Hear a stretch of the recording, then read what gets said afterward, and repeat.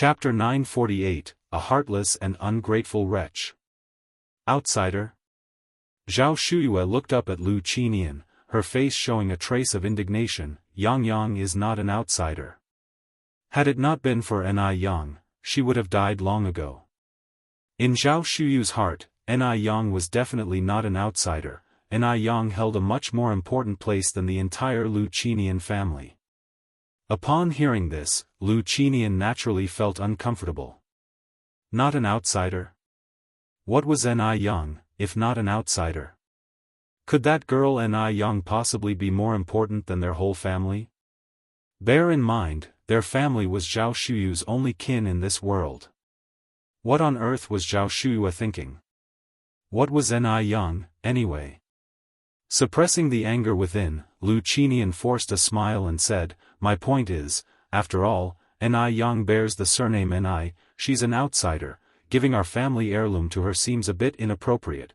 Zhao Shuyue replied, "Yang Yang is like my own granddaughter, possessions can't be carried with us in life or death, and I have a connection with Yang Yang, so giving them to her couldn't be more fitting." Her own granddaughter? Lu Ru's face contorted with anger upon hearing this. She had treated Zhao Shuyue so well, yet Zhao Shuyue gave her nothing. That bracelet should have been hers. By what right did Ni Yang steal what was hers? Could this cursed old hag not tell her own kin from outsiders anymore?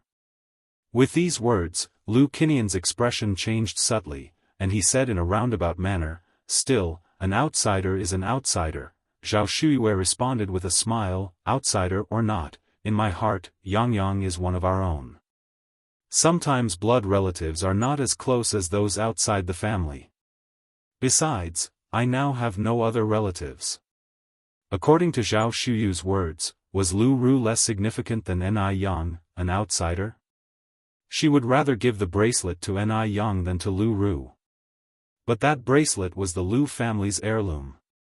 Zhao Shuyue had married into the family 60 years ago. She was a member of the Lu family. How could she give something from the Lu family to an outsider? Did she even consider her husband any more in her heart? Lu Qinian almost couldn't contain his anger, but he still tried to control his emotions. The current situation deemed the gold mine and the treasure map more important. He couldn't afford to fall out with Zhao Shuyue. The former Zhao Shuyue had been understanding, knowledgeable, and dignified. Why had she become like this now? She was just a stubborn, reclusive, peculiar old woman. She deserved to have been a widow for so many years. It was karma.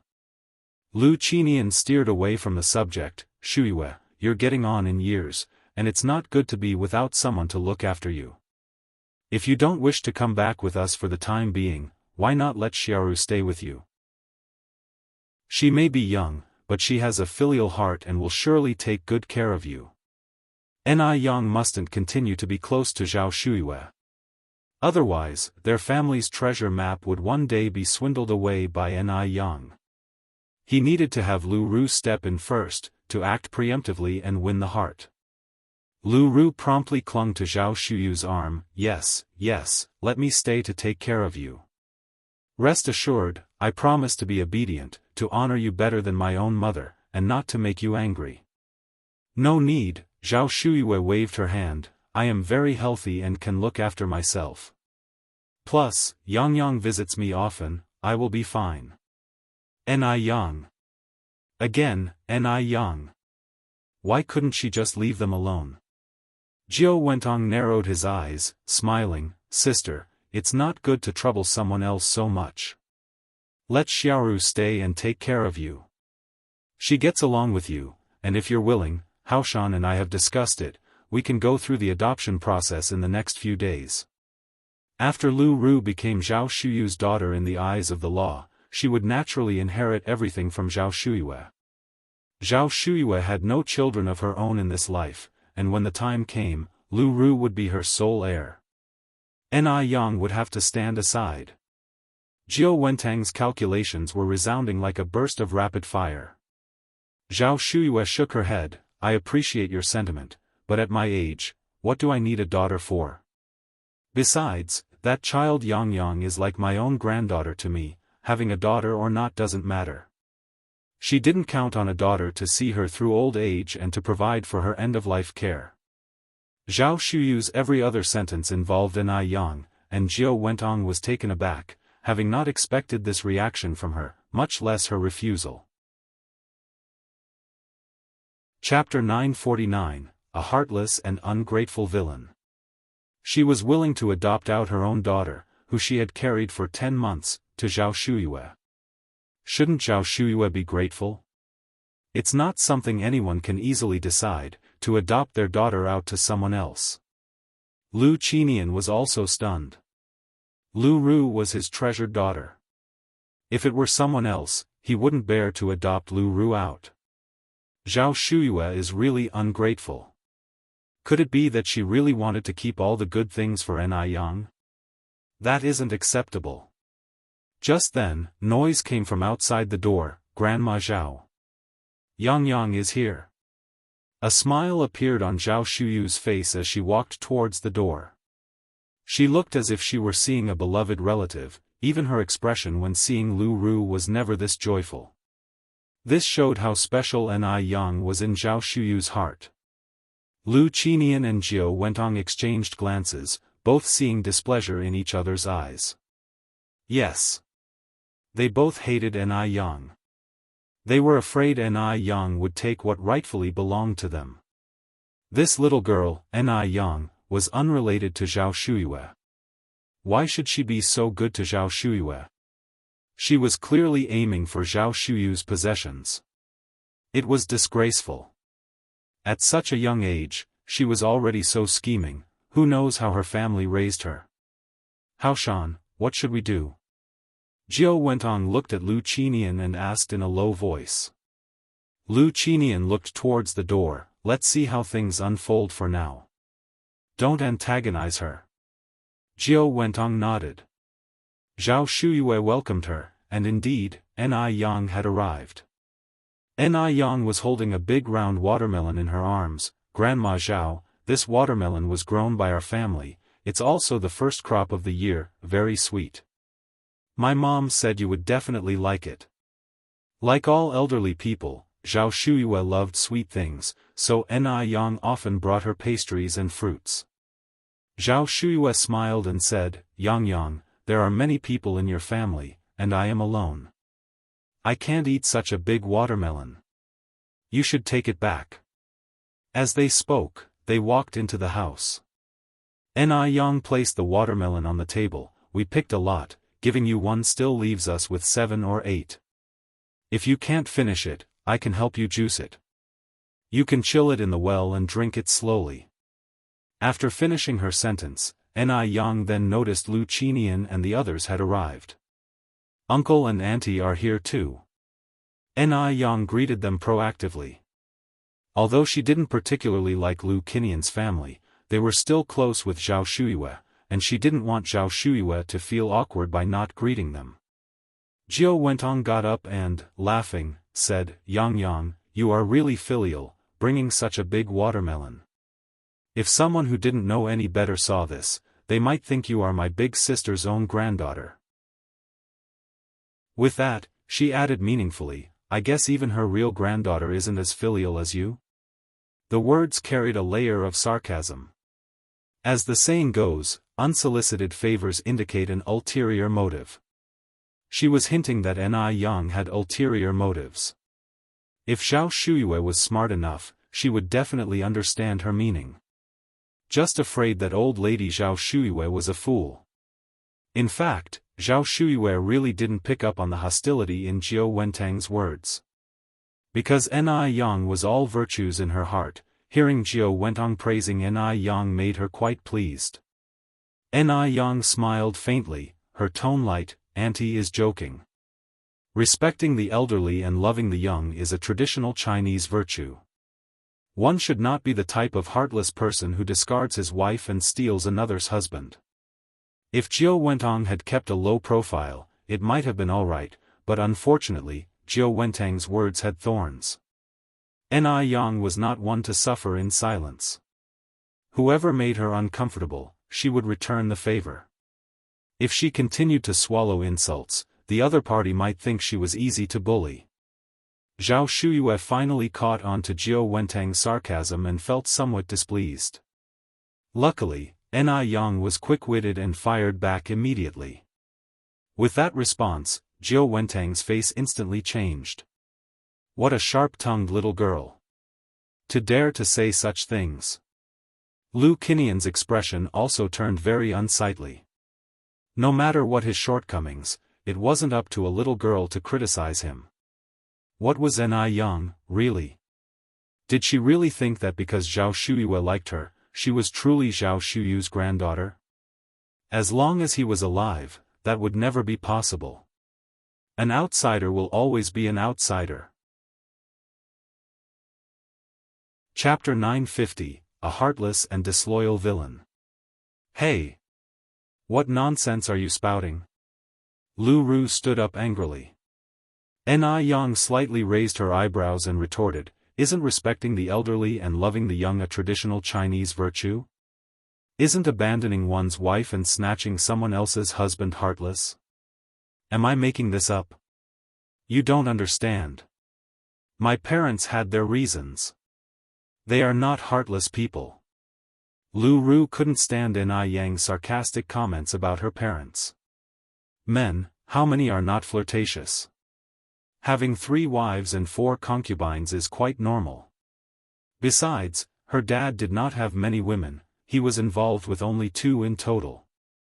And being born in troubled times, they were involuntary in their actions. Why did Ni Yang have to rub salt in the wounds? Was that satisfying? Ni Yang smiled faintly and spoke indifferently, Miss Lu, I didn't specifically name anyone, why are you in such a hurry to take it personally? Throughout, she had not mentioned Jiao Wentang and Lu Qinian at all. It was Lu Ru who was in a hurry to take it personally. Stifled, Lu Ru's face turned red, overwhelmed with anger. Jiao Wentang turned to look at Lu Ru, his face wearing a smile, seemingly unaffected by Ni Yang's words. Yang Yang is truly a clever girl, and so beautiful like a fairy. No wonder my sister likes you so much. Who wouldn't like such a girl? Unlike our Xiaoru here, honest and simple, clumsy as a bear. Honest and simple Lu Ru was no match for Ni Yang. Even if Ni Yang sold Lu Ru off, Lu Ru wouldn't know. Jiao Wentang's comment was still a hidden jab, potentially deeply wounding. Unfortunately, Ni Yang wore a coat of armor today and took Jiao Wentang's praise without hesitation. Thank you for the compliment, auntie. I think so too. Jiao Wentang choked, how could she respond to that? That wretched girl. She wanted to mock Ni Yang but ended up praising her instead. Jiao Wentang wished she could slap herself several times. Keep your mouth in check. Absolutely infuriating. Zhao Shuyue suppressed the urge to laugh and came out from the inner room with a piece of pure white cloth and handed it to Ni Yang. Yang, I've repaired the embroidery you asked me to do, is this all right? Though Zhao Shuyue was old, her eyesight was still excellent. She often helped Ni Yang with embroidery and mending, and Ni Yang never refused Zhao Shuyue's assistance, she even frequently sought her help. Zhao Shuyue, with her bound feet, couldn't do heavy chores, and being elderly, lacked the strength, so she mostly engaged in sewing and mending. Ni Yang didn't want Zhao Shuyue to feel her life had lost its purpose. So she often sought Zhao Shuyue's help, allowing her to live a fuller life. And moderate embroidery, maintaining some mental activity, could also prevent dementia. Zhao Shuyue was also happy to help Ni Yang, only during embroidery did she truly enjoy life.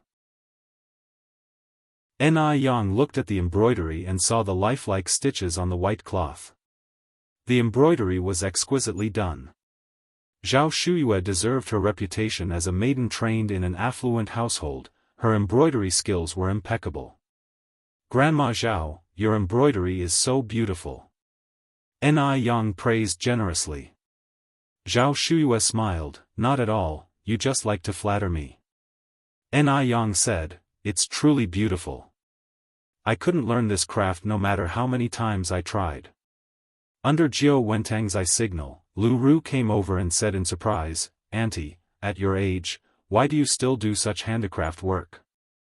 It's so harmful to the eyes. Why don't you come back with us? I promise you won't have to do a thing, we'll treat you to the best of foods and take good care of you, allowing you to live a life like a fairy." Yang was really heartless, using Zhao Shuyu's bracelets and spending Zhao Shuyu's money, yet still making Zhao Shuyue work for her. How could there be such shameless people as Yang in this world? Lu Qinian stood up and said, "Xiaoru is right, this embroidery is too straining on the eyes, it's not suitable for you. Shuyue, you should come back with us. We have a nanny at home who can take care of you specially. Moreover, it's not convenient for you in the countryside, if you want to buy something, you have to go to town. We live in the city center now, you can buy whatever you want, eat whatever you want. Besides, the countryside is not as lively as the city. Later, let Xiaoru keep you company in Beijing city center, and then we can all go to Taiwan Island." Chapter 951, A Heartless and Ungrateful Wretch. _4. Bay Island is an island where it's spring all year round, and the scenery is picturesque. There are many fruits and seafood here that you can't find in Beijing. I think you'd definitely fall in love with the place. Lu Qinian had figured it out. This Yang might have known about the village with the treasure map all along, which is why she deliberately got close to Zhao Shuyue, to win Zhao Shuyu's favor. What's most important now is to get Zhao Shuyue out of here as soon as possible, to leave Yang, this person with ulterior motives, empty-handed. Zhao Shuyue didn't pick up on the hidden meaning in the father and daughter's words and said with a smile, "Although I'm getting on in years, I'm not blind. Embroidering a little flower is no big deal. No golden sand or silver nest compares to my own dog kennel. I'm not going anywhere, I'm staying in Jinghua village. No matter how good Bay Island may be, it's not the place that gave birth to her or raised her. She feels no attachment to that place, and has no desire to pine for it. When you get old, you just want to settle down to your roots, not to wander back and forth, drifting everywhere. Won't you be without anyone to take care of you if you stay here?" Lu Qinian asked earnestly. "Bay Island is really very nice, Shuyue. I couldn't follow you around when we were young, but I truly hope you'll give me a chance to make it up to you. Besides, we're husband and wife who have taken our wedding vows. Husband and wife are one body, what's mine is yours, and what's yours is mine, what's yours is mine, and what's mine is yours," he said it with such artfulness. "I don't need anyone to take care of me," Zhao Shuyue continued. "Besides, I've gotten by just fine without you for 60 years. But what if you meet with some accident while you're alone? What then?" Lu Qinian countered. Zhao Shuyue said with a smile, "If something happens, there's still Yang. Don't look down on Yang for being young, her medical skills are very good." "How is it Yang again?" Lu Qinian was infuriated but couldn't show it. "How can we always trouble comrade Yang? After all, we are the real family." Family? Lu Qinian had abandoned Zhao Shuyue for 60 years, and now he had the nerve to say such a thing. Does he still want to have his cake and eat it too? Yang responded indifferently, "Uncle, rest assured, since I call Grandma Zhao Grandma, I don't consider her an outsider. As long as she is willing, I will take care of her until the end of her days." Yang's words were meant to show Lu Qinian that Zhao Shuyue was not a poor, lonely old lady without anyone to rely on. If Zhao Shuyue really went with Lu Qinian, given the characters of Jiao Wentong and Lu Ru, would she have good days ahead? Not a chance. Hearing this, Zhao Shuyue looked at Yang, her eyes slightly moist.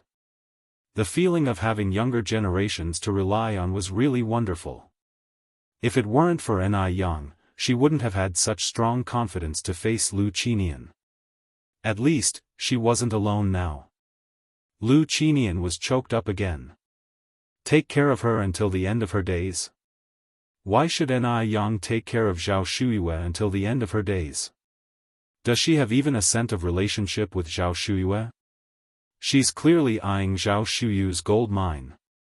Lu Qinian had lived a good half of his life but had never seen anyone as shameless as Ni Yang, managing to make greedy avarice sound so refined and noble. Zhao Shuyue is a fool to have been deceived by such a young girl. Such are her ways, yet she claims to be from a rich family. Truly, she's tarnished the Lu family's reputation completely. Noticing the uneasy atmosphere, Jiao Wentong smoothed things over with a smile. Big sister has lived here for so many years, it's normal for her to not want to leave for the time being. Don't worry, if you don't wish to return, we won't force you. Our family's door is always open to you, and you're welcome to return whenever you want. Jiao Wentong was a smart person, she knew not to push too hard at this moment. She was making a strategic retreat. After all, Zhao Shuyue, that old hag, had in her hands a treasure map worth a fortune. She needed to coax Zhao Shuyue for now. Once she got that treasure map, she would make Zhao Shuyue regret her actions today. Zhao Shuyue nodded in agreement. The three members of the Lu family stayed with Zhao Shuyue for a long time, and when they left in the evening, they insisted on leaving Lu Ru to take care of Zhao Shuyue. But she refused them. In the car, Jiao Wentong expressed her worries. Haoshan, big sister seems to be rather guarded against us now. Lu Qinian sighed. Well, take it slow. Jiao Wentong was anxious. How could he not be? But what could be done in haste? With that, Lu Qinian added, in the future, let's come here every day. I refuse to believe Zhao Shuyu's heart is made of stone. It will warm up eventually. Chapter 952, A Heartless and Ungrateful Wretch. _5. Wentong nodded. Lu Ru frowned and said, Mom is really getting senile, even though we're her real family, yet she favors Ni Yang so much. I spent the whole day talking to her, and she didn't even give me a single strand of her hair. And to think she gave our family heirloom to Ni Yang. Wentong patted Lu Ru on the hand. Xiaoru, don't worry, Mom and Dad won't let anyone take your things. Getting the bracelet back was just a matter of time. As the car slowly moved along, Wentong suddenly caught sight of a very familiar figure while passing by a house. Wentong's pupils contracted. Was that Zhao Qin, Grandma Zheng? Yes, it was her, no doubt. Why would Grandma Zheng be here? Wentong clenched her fists. Mom, what's wrong? Lu Ru, noticing that Wentong seemed a bit off, asked with concern. Wentong smiled and looked away. Oh, nothing, I just suddenly remembered something about your brother. He's not young anymore and he still doesn't have a girlfriend. Lu Ru laughed. So, Mom wants to hold a grandchild. It's not just your mom, I want to hold a grandchild too, Lu Qinian added. But that's not urgent right now. Let's first deal with the matters at hand. Wentong nodded. All the way, Wentong was restless. Why was Grandma Zheng here? She hadn't forgotten that Grandma Zheng was the indirect murderer who killed Dr. Jiang and Zheng Lingling. Zheng Xianjing was still in prison, and Wentong had thought about visiting several times, but she couldn't find a proper reason. She had no relation to Xianjing, visiting would only raise suspicions. Yet, if she didn't go, she would be restless. After all, Xianjing was the only bloodline Lingling had left in this world. After returning, Wentong had someone investigate Grandma Zheng. The response she got was that Grandma Zheng had moved from the city to her daughter's house in the countryside. Could it be that the house she had just passed was Grandma Zheng's daughter's? Wentong sat in front of the dressing table with her eyebrows tightly furrowed. What's wrong, Wentong? Lu Qinian asked as he came out of the bathroom after his shower. Wentong shook her head. It's nothing, I'm just a bit worried that we might be fooled by Ni Yang and she might have already gotten her hands on the treasure map before us, especially since she's already been given our family's heirloom bracelet. That shouldn't be the case, Lu Qinian replied. The stuff in that gold mine is worth a fortune. If Ni Yang had already gotten the treasure map, she wouldn't still be living in the countryside, she would have likely moved to the city by now. A place in the countryside with underdeveloped transport and lacking everything, why would Yang stay in the village if she had the means to move? Wentong nodded, that makes sense. Deming Xian. After using the Ice Skin Jade product for 5 straight days, the condition of Du Jiaojiao's skin had improved unbelievably. The acne was gone, the skin was no longer dry, and while it hadn't yet reached the smoothness of a freshly peeled egg, it was no longer peeling like it was before, a night and day difference from her previous skin condition. She believed that if she used it for a few more days, her skin would be radiantly moist. Jiaojiao looked at herself in the mirror, delighted, and started to ferociously kiss the Ice Skin Jade product's packaging. This was incredible. From now on, she no longer needed to plaster layers of foundation on her face. When Li Yao visited Jiaojiao at noon, she was also a little shocked. Jiaojiao, what skincare product have you been using? Your skin has recovered so quickly, and even the acne is gone. And, maybe it was just her imagination, but Li Yao felt like Jiaojiao seemed to have become much fairer than before. What skincare product could be this effective? Jiaojiao smiled and said, it's the Ice Skin Jade product that the beautiful lady gave me. I didn't expect the effects to be this good at first. Li Yao was somewhat incredulous, really? The set of domestic skincare that the beautiful lady gave you on your birthday? At that time, the most famous domestic skincare product was the Snowflake Cream from Shanghai, but Snowflake Cream didn't have such effects. The Ice Skin Jade product wasn't even half as famous as Snowflake Cream. Could its effects really be that impressive? It was incredible. Jiaojiao nodded, yes, the one from my birthday. Li Yao remained skeptical. Jiaojiao, are you sure you haven't used any other skincare products these past few days? I haven't, Jiaojiao replied. I specifically didn't use anything else to see if the Ice Skin Jade product was really as good as the beautiful lady said, and indeed she was right, it's downright magical. Chapter 953, A Heartless and Ungrateful Wretch. _6. Du Jiaojiao was now regretting not heeding Yang's advice sooner. Bring over that set of skincare products the beauty sent you, and let me take a look, Li Yao continued. Sure thing.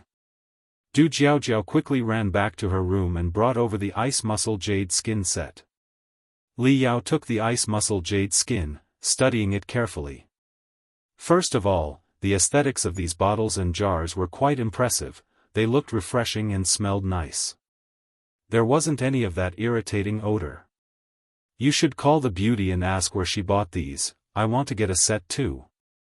Seeing the great results on Du Jiaojiao, it was impossible not to be moved.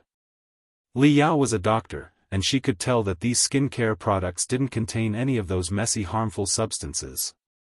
They might actually be useful. But I don't know the Bowtie's home phone number. Just then, Grandfather Du happened to walk in, and Li Yao whispered, maybe you could ask Grandfather Du? Li Yao felt a kind of inexplicable fear towards Grandfather Du, so she didn't dare to ask him herself. Just as Du Jiaojiao was about to say that Grandfather Du definitely wouldn't know Yang's home number, she swallowed her words and looked up. Third brother, what's the Bowtie's phone number? Beauty? Grandfather Du was taken aback for a moment. Oh, you mean Yang, Du Jiaojiao explained.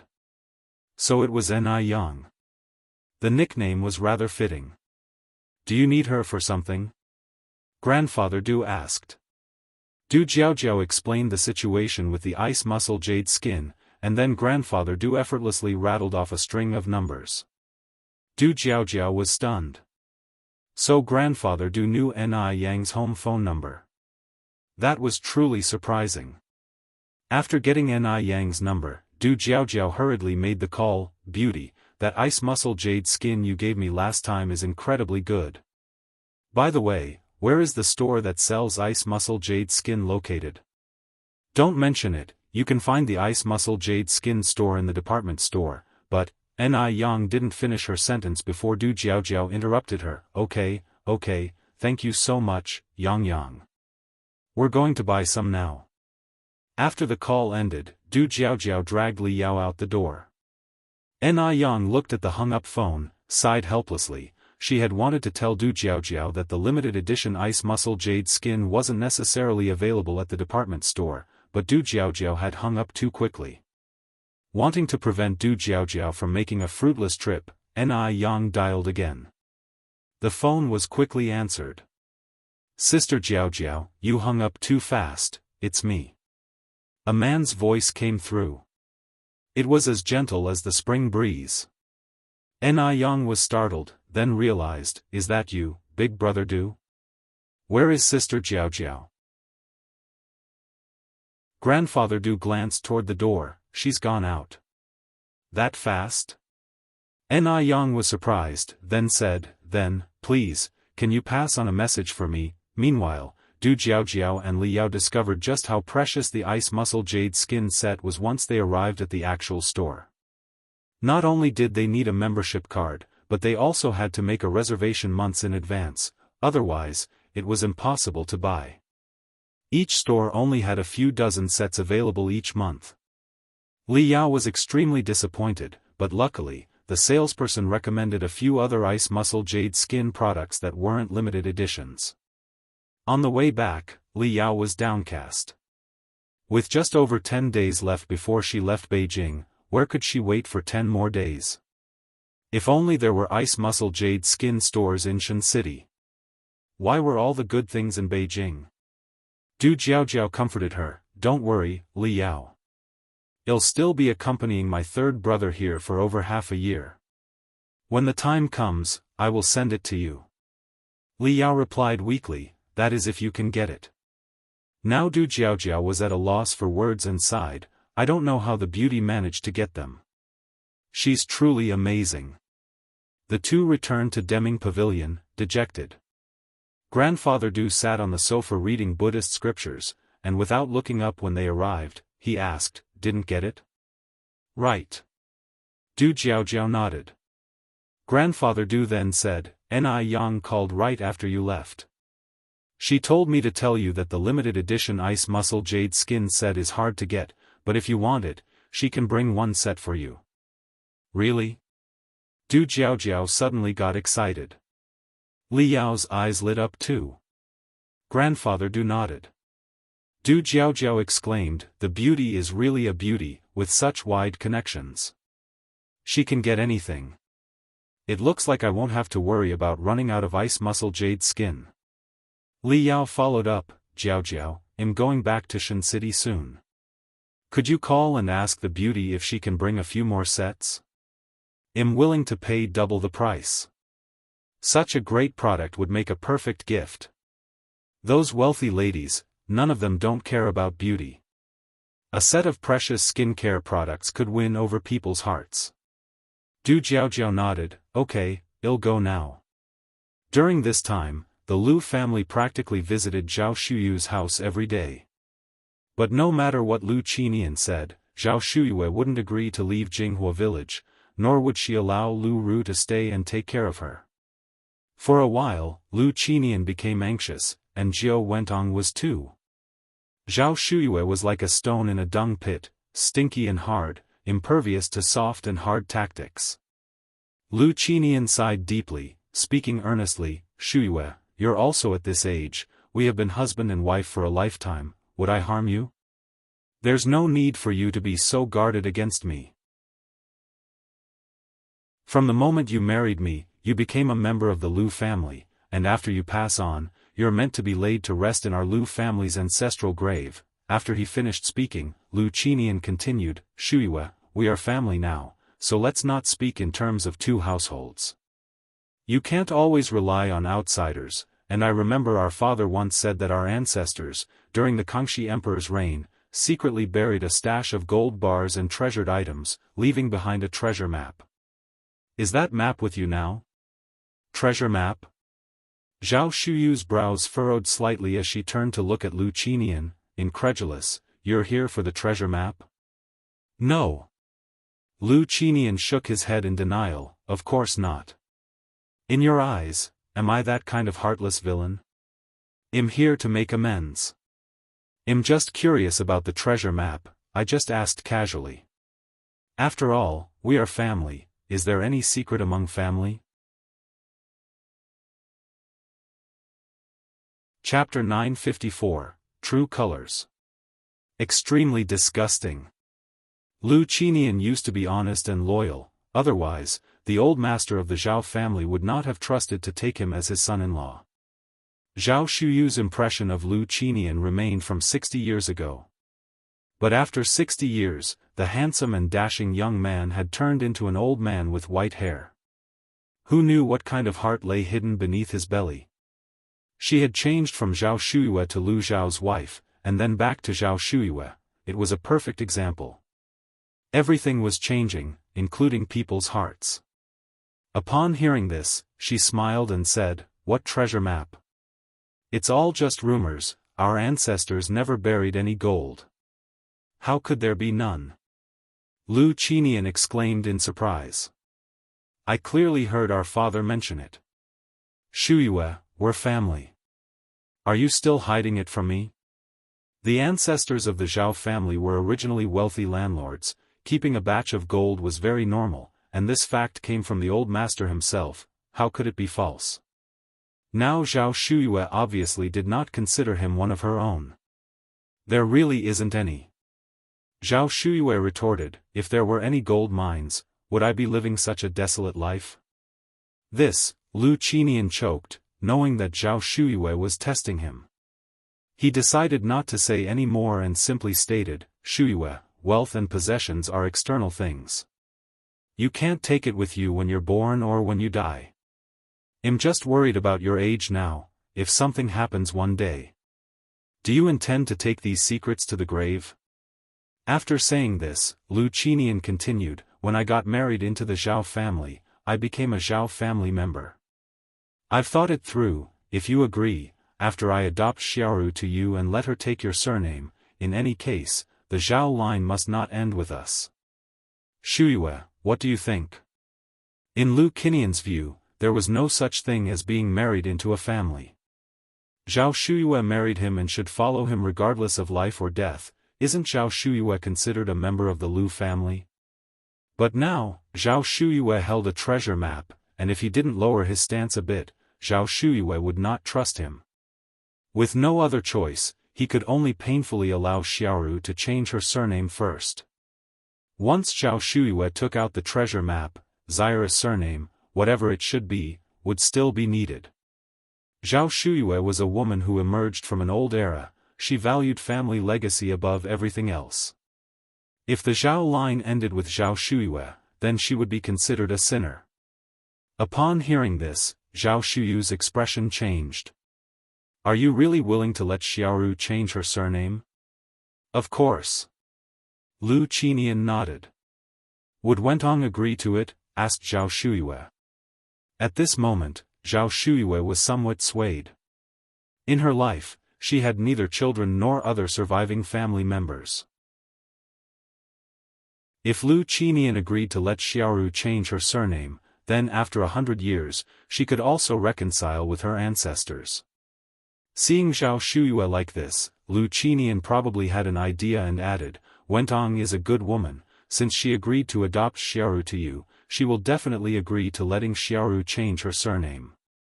Today Jiao Wentong and Xiaoru did not come together. Zhao Shuyue then said, "Then you go back and discuss it with Wentong and the others?" "All right," Lu Qinian nodded. "Then, Shuyue, you just wait for my good news at home." Emichim. That night, Lu Qinian went back and discussed the matter with Jiao Wentong. Jiao Wentong understandingly said, "Xiaoru is your daughter, you have no objections. What objections could I have?" "Qinian, you are the head of our family, you decide on these matters. What do I, a mere housewife, know?" Jiao Wentong greatly satisfied Lu Qinian's male pride. "Wentong, you really are understanding." Lu Qinian put his arm around Jiao Wentong's shoulders. "Luckily, heavens let me meet you. Zhao Shuyue is just a rock in a privy pit. He and Zhao Shuyue were married, and her things should naturally belong to him. Yet Zhao Shuyue insisted on using the treasure map to trouble him. Adopting Xiaoru to her was not enough, she even wanted Xiaoru to change her surname. Having sighed in relief, Lu Qinian also harbored resentment. Why should his daughter take Zhao Shuyu's surname? Jiao Wentong continued, so will our Xiaoru be named Zhao from now on? Impossible. Lu Qinian flatly denied, Xiaoru is my daughter. The Zhao family is doomed to end. Once we get the treasure map, Xiaoru will immediately change her surname back. Chapter 955, True Colors. Extremely disgusting. _2. Jiao Wentong nodded, let's go and discuss this matter with Xiaoru. Okay. The two headed to Lu Ru's room where she was applying nail polish. I don't mind changing my last name. I'm already a Zhao, so shouldn't the Zhao family's heirloom be inherited by me? Lu Ru adored that bracelet ever since she first saw it. That bracelet was made of top-grade turquoise, warm in winter and cool in summer, and it could ward off evil spirits. And it had been passed down since the Song dynasty. Precious indeed. Ni Yang was just a mere village girl. How could she possibly be worthy of it?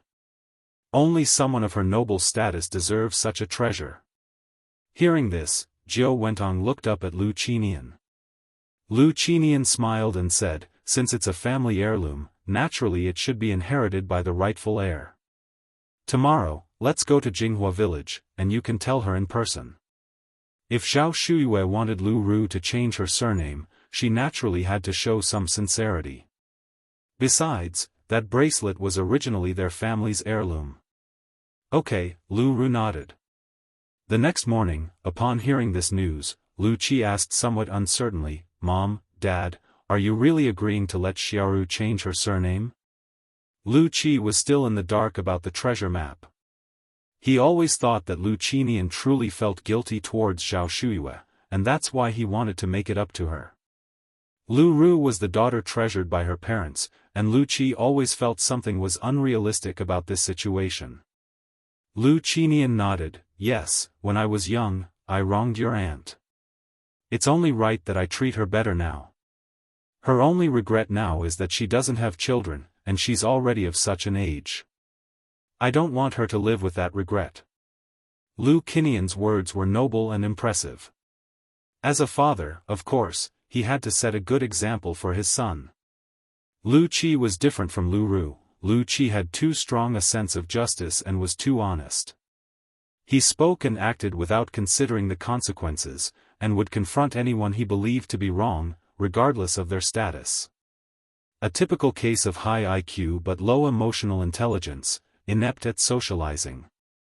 If he knew that all this was for Zhao Shuyu's gold mine, he might not even acknowledge his own father. Thus, Lu Qinian couldn't let Lu Qi know the inside story. He had to continue portraying the image of a good father, a good man, a good husband in front of Lu Qi. Lu Qi nodded, Dad, Aunt has suffered all her life. It's only right for you to treat her better. By the way, didn't you say last time that you wanted to bring her to live with us? Lu Qinian sighed helplessly, your aunt doesn't want to come. She's still holding a grudge. Lu Qi took a sip of water from his cup, after all, Aunt has been waiting for you for over 60 years. Anyone would feel resentful. People like my aunt are rare nowadays, don't rush, some things take time. In today's society, how many women would wait for a man, for a whole 60 years without marrying anyone else? It's simply impossible. One can hardly imagine what Zhao Shuyue has endured over these 60 years. Although Zhao Shuyue is a woman, she values loyalty more than most men do. So, Lu Qi truly admires Zhao Shuyue. Lu Qinian patted Lu Qi's shoulder, don't worry, I know what I'm doing. Lu Qi nodded. In the afternoon, Lu Qinian, Jiao Wentong, and Lu Ru went to Jinghua village together. Lu Ru held a wrapped package in her hand, Aunt, I made these pastries myself, please have a taste.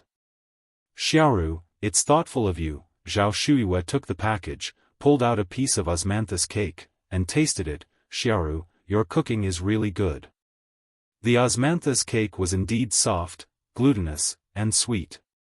Someone like Lu Ru, a delicate young lady who hardly dips her fingers in spring water, wouldn't know how to make osmanthus cake. It was bought on the way. Lu Ru humbly said, "It's not as good as you say, aunt. As long as you like it, that's all that matters." After eating a piece of osmanthus cake, Zhao Shuyue continued, "Xiaoru, have your parents already talked to you about that matter?" "Yes," Lu Ru nodded. "What do you think?" Zhao Shuyue straightened her expression, not wanting to force Zhao Shuyue into anything uncomfortable. Lu Ru smiled, "Aunt, I've said before, I will treat you like my own mother. Whether my last name is Lu or Zhao, it makes no difference to me, it's all up to you to decide." Chapter 956, True Colors. Extremely disgusting. _3. Okay, Zhao Shuyue nodded, musing inwardly that Lu Ru indeed was a sensible child. Lu Qinian seized the moment. "Then let's take care of this matter early. Shuyue, where is your household registration book?" Wentong gave Lu Ru a cue with his eyes. Lu Ru continued, "But big aunt, I have a small request." "Speak," Zhao Shuyue looked at Lu Ru. Lu Ru proceeded, "Big aunt, once I become your daughter, shouldn't you pass the family heirloom to me?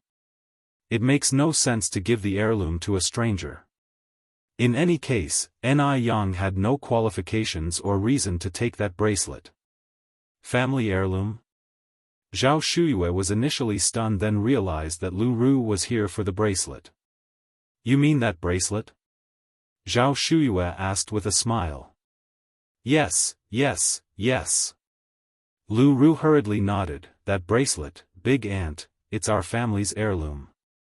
It should never fall into the hands of outsiders." Zhao Shuyue nodded, "Okay, I'll give it to you. A stranger indeed has no right to my bracelet. Speaking of which, there's also the treasure map." She paused deliberately at this point. Hearing the words treasure map, Lu Qinian's eyes lit up with excitement. He had always known the treasure map existed. Wentong was also very excited. "I'll give you the treasure map too," Zhao Shuyue continued, "I'm old anyway, and I can't take these things with me." "Are you serious?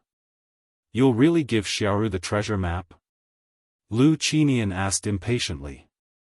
Zhao Shuyue nodded, "I'll give it, Xiaoru is my only daughter after all. Who else would I give it to?" Wentong could hardly believe it. "Big sister, are you joking? This cunning old woman, she's finally come around?" It felt somewhat surreal. Zhao Shuyue said with a smile, "We're all family here. As the saying goes, keep the goodies within the family. If I don't leave it to Xiaoru, who else would I leave it to? I certainly can't take it with me when I die and be buried with it." "Oh, Shuyue, it's great that you see it that way," Lu Qinian eagerly said. "By the way, where is the treasure map? Since you're going to give it to Xiaoru eventually, why not bring it out now?" Treasure map. Finally, they could get their hands on the treasure map, making their whole trek from Bay Island to Beijing worthwhile.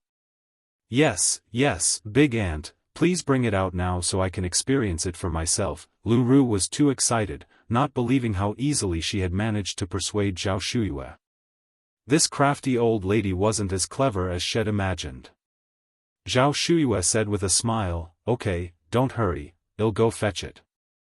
With these words, Zhao Shuyue turned and walked towards the inner room. Lu Ru stood up, "Big aunt, let me come with you." Wentong interjected, "You child, why still call her big aunt? You should be calling her mom now." Yes, mom, let me come with you," Lu Ru immediately corrected herself. "No need," Zhao Shuyue turned her head, "just wait here for me." Lu Ru sat back down and whispered, "Dad, can we return to Bay Island once we get the treasure map?" "Yes," Lu Qinian nodded. Wentong said with a smile, "What about that bracelet? Don't you want it anymore?" Lu Ru replied, "Of course I do. Once that old lady brings out the treasure map, I'll have her take me to Niyang to get the bracelet back. Wentong nodded. In a few moments, Zhao Shuiyue, with both hands behind her back, emerged from the inner room. Lu Qinian suppressed his excitement. Shuiyue, you're here? Where's the treasure map? Don't rush, I've got it. Zhao Shuiyue walked over with a smile, her right hand moving leisurely from behind. Lu Qinian was transfixed, his gaze unblinkingly fixed on Zhao Shuyu's hand. It was the treasure map. It had to be the treasure map in Zhao Shuyu's hand. He had finally seen the treasure map. Soon, he would possess a vast fortune. Lu Qinian was overwhelmed with excitement, his heart pounding wildly. Beside him, Wentong and Lu Ru also watched Zhao Shuiyue intently. Just then, bang! A flash of cold light, and a cleaver slammed down hard on the table. The room fell eerily silent in an instant. None of the three present had expected that Zhao Shuiyue would be holding a cleaver. Zhao Shuiyue, putting all her strength into it, forcefully chopped the cleaver down on the table, her cold eyes fixed on the family of three across from her. Chapter 957, True Colors. Extremely disgusting. _4. Lu Qinian's face subtly changed, and a sudden ominous feeling rose in his heart, his mouth twitching into a stiff smile. Shuiyue, what kind of joke is this? Why bring out a knife all of a sudden? Jiao Wentong quickly caught on, smiling as he tried to smooth things over. Exactly, big sister, what kind of joke is this? Lu Qinian, do you really think I, Zhao Shuiyue, am a fool? Zhao Shuiyue looked at Lu Qinian. You and your family can get out. Get out right now. Since Lu Qinian spoke of the treasure map yesterday, Zhao Shuiyue knew he hadn't come to Beijing out of any remorse. From beginning to end, it was all for that gold mine. If it wasn't for that gold mine, Lu Qinian probably wouldn't even remember her name. Zhao Shuiyue was no fool. To see this family's true colors, she had played along with them, only to find they indeed came for the treasure map. What utter shamelessness! Her 60 years of waiting, watching over mere ingrates. It was almost laughable. Shuiyue, you must be misunderstanding something. Lu Qinian tried to calm himself. I can explain.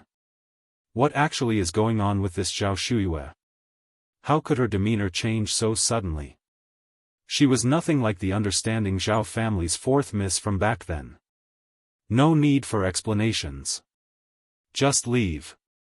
Zhao Shuiyue picked up the kitchen knife, pointing it towards the door.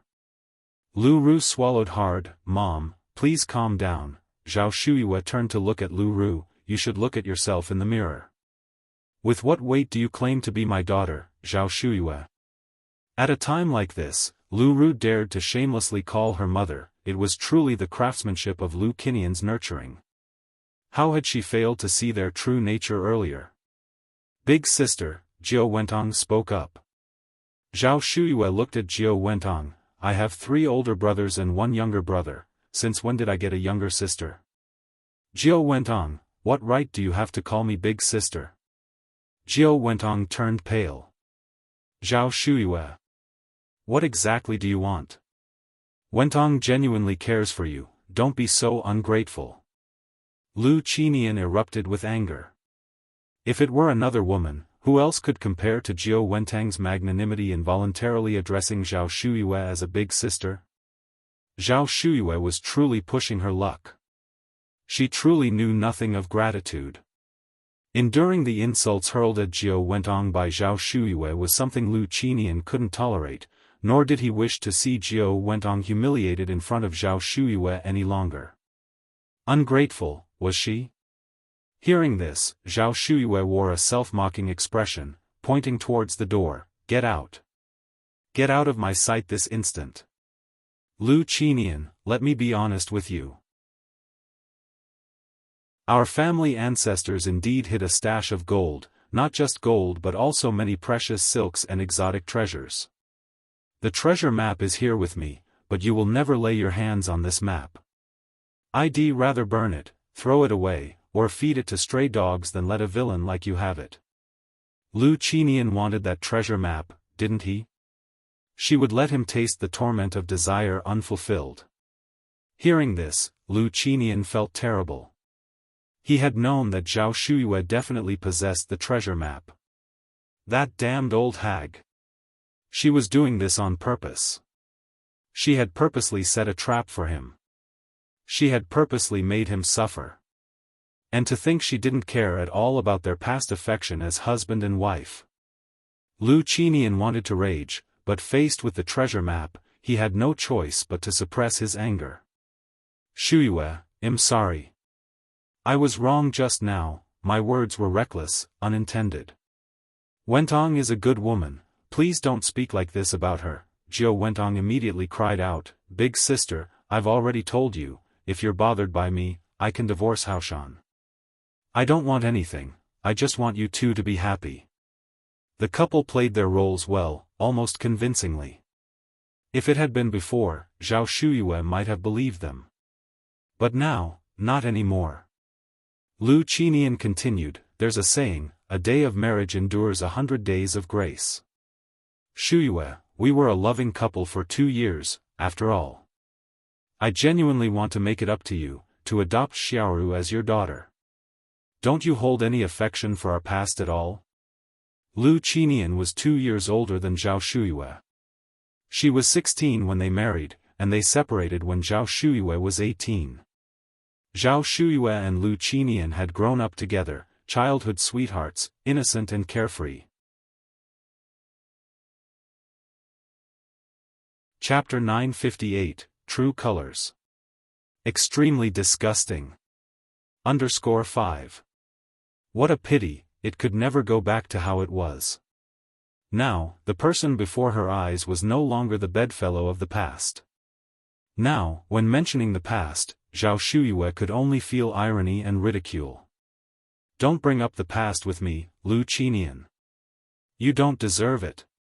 My father was blind to save you from the snow all those years ago. Old Master Zhao should have let Lu Qinian freeze to death in the snow back then. Shuyue, Lu Qinian sighed, his expression one of pain and helplessness, I wronged you in the past, what do I have to do for you to forgive me? Get lost. Get out of here now. Zhao Shuyue tightened her grip on the kitchen knife in her hand, if you don't get lost, watch out, I won't be polite. Lu Qinian, I'm staking everything today. I'm ready to fight you with my life. Zhao Shuyue was serious, and Lu Qinian narrowed his eyes before saying, all right, well leave, we're leaving. Shuyue, don't get agitated, don't get angry, it's bad for your health. In this situation, one mustn't act recklessly, one needed to think of a foolproof plan. With those words, Lu Qinian left with Jiao Wentong and Lu Ru. Unfortunately, when it rains, it pours. The car stopped working just as they reached the entrance of the village. Lu Qinian got out to check, it seems like the engine has stalled due to carbon buildup. Jiao Wentong got out of the car as well, can we start it again? Lu Qinian shook his head.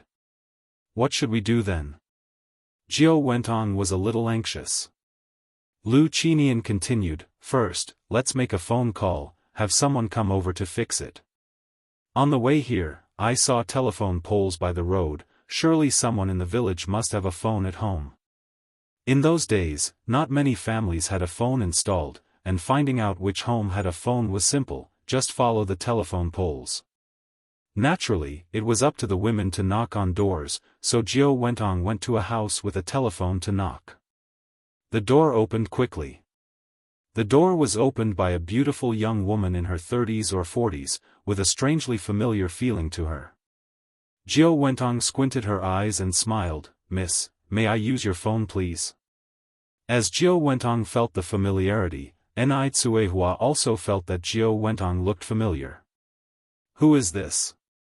Why did she feel like she had seen her somewhere before? Ni Tsuehua hesitated for a moment, then said, come in.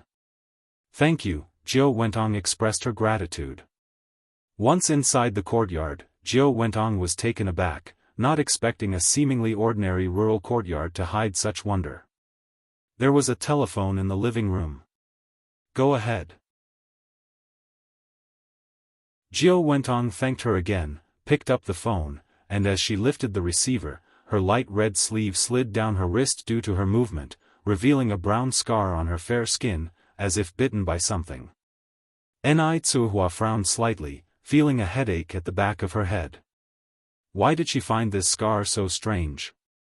It didn't take long for Jiao Wentong to make the call. Miss, thank you so much. How much is the phone bill? I'll pay you. Ni Tsuhua smiled and said, everyone faces difficulties away from home, you didn't even make a minute's call, there's no need to pay. Is there a guest at home? Old Lady Zheng came in with little Ni Yun from the outside. Ni Tsuhua said, this elder sister's car broke down at the entrance of our village, so she came to use our phone. Old Lady Zheng nodded, I see. But looking up, she found the person strangely familiar. Is this a young version of Dr. Jiang? Old Lady Zheng was stunned. Jiao Wentong was also shocked. She hadn't expected to accidentally stumble into Old Lady Zheng's home. Could this person be Old Lady Zheng's daughter from the countryside? No wonder she always felt Ni Tsuehua was so familiar. Jiao Wentong didn't want to stay any longer, suppressing the panic in her heart, she smiled and said, Miss, thank you. My husband and child are still waiting for me there, so I'd better leave now. Alright, Ni Tsuehua nodded. After Jiao Wentong left, Old Lady Zheng said, Tingting, don't you think that young lady looks especially like someone? Ni Tsuehua replied, I also think she looks very familiar, just can't place where I've seen her. Old Lady Zheng continued, she looks like Dr. Jiang. With that said, it suddenly dawned on Ni Tsuehua. Right. Mom, you're right, she does indeed look like Dr. Jiang. Even the eyes are exactly the same.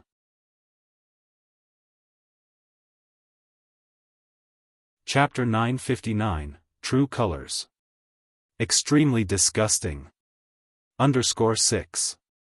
Ni Tsuehua found it strange again, when she first saw Dr. Jiang, she felt a sense of familiarity, and now seeing Jiao Wentong, she felt even more familiar with him.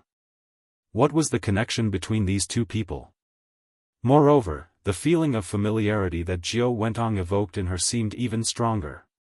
It was as if something in her mind was on the brink of bursting forth. Very strange. Why would that be? Mom, does Dr. Jiang have any other siblings? Ni Tsuehua turned and asked. Madame Zheng said, I think there's an older brother, I haven't heard about a younger sister. Could it be? Although Ni Tsuehua didn't finish her sentence, Madame Zheng already understood her meaning. You mean to say, could she be Dr. Jiang's daughter? Ni Tsuehua nodded. Madame Zheng frowned slightly. Jiang Yan is a very scheming person, it's hard to say for sure with her. It seems I'll need to have someone look into this. It was odd, but ever since she met Jiao Wentong, Madame Zheng felt unsettled. Having returned to Lu Qinian's side, Jiao Wentong was breaking out in sweat again and again. The Zheng family held significant power in Beijing, and since they had come from Taiwan Island, they were currently unable to challenge the Zheng family. If Madame Zheng discovered that matter, everything would be over.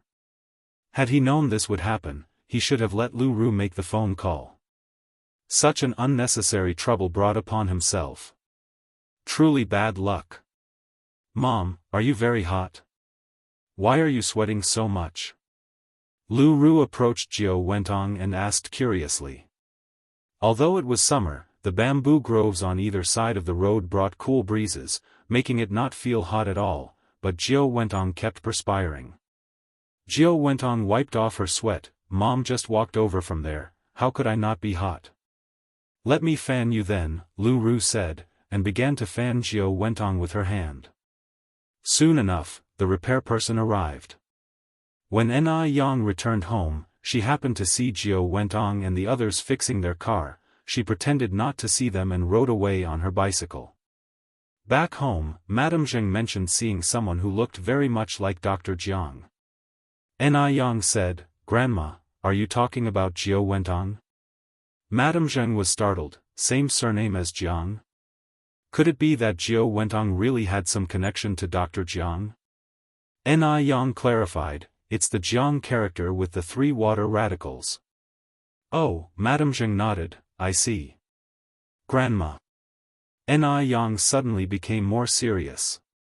Go on, Yang, said Madame Zheng. Ni Yang continued, I think she might be Dr. Jiang's sister, Jiangji. Although the information they found claimed that Jiangji was dead, Ni Yang always felt that there was more to the story.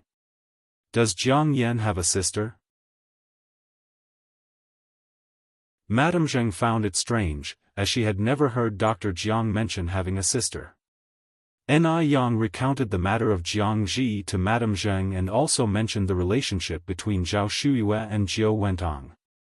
Upon hearing this, both Madame Zheng and Ni Tsuehua were surprised. So, she's the woman that faithless man remarried, said Ni Tsuehua. Ni Yang nodded, yes. Ni Tsuehua continued, no wonder I felt something was off about her, I wish I had never lent her my phone. Ni Tsuehua was filled with regret. At the Lu family mansion. Lu Qinian was furious. What should we do, Dad? Now Auntie doesn't want me as her daughter anymore. You have to think of something quickly. Lu Ru was aching for that bracelet. That bracelet was rightfully hers. Lu Qinian said, Xiaoru, don't worry, Dad is thinking of a solution. Jiao Wentong sighed, forget it, Haoshan, let's go back to Taiwan Island. You saw how Big Sister acted today, she won't give us the treasure map. Staying here, she always felt uneasy, she couldn't stay any longer. Lu Qinian couldn't believe it, Wentong, what nonsense are you talking about? I won't go back unless I get the treasure map. Lu Qinian could wait, but she couldn't.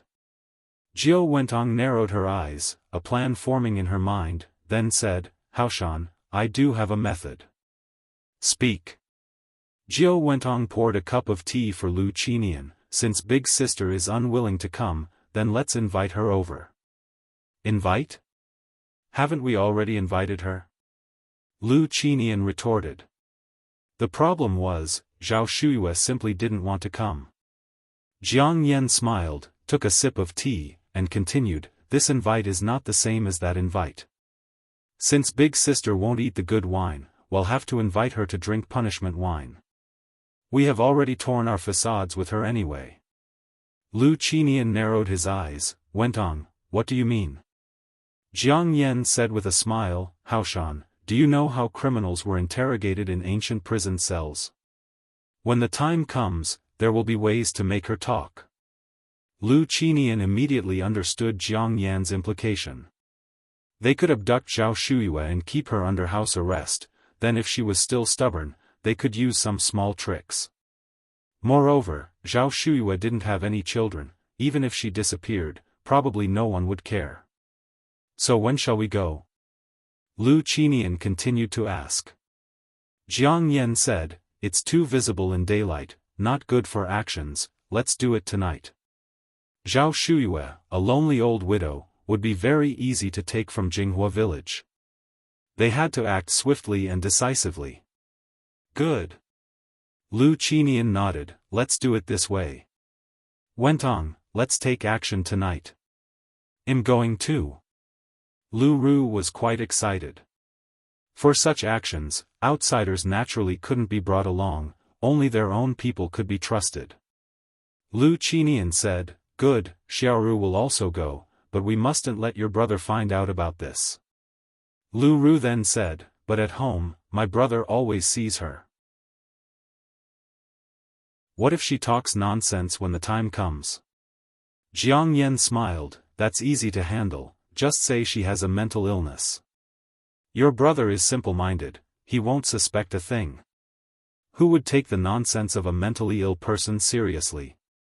After solidifying the plan, Jiang Yan began preparing for it. As the moon rose over the willow tips, a sedan quietly left the mansion. The surroundings were enveloped in darkness, absolutely quiet. At midnight, in an era without internet, was the prime time for people to be deep in slumber.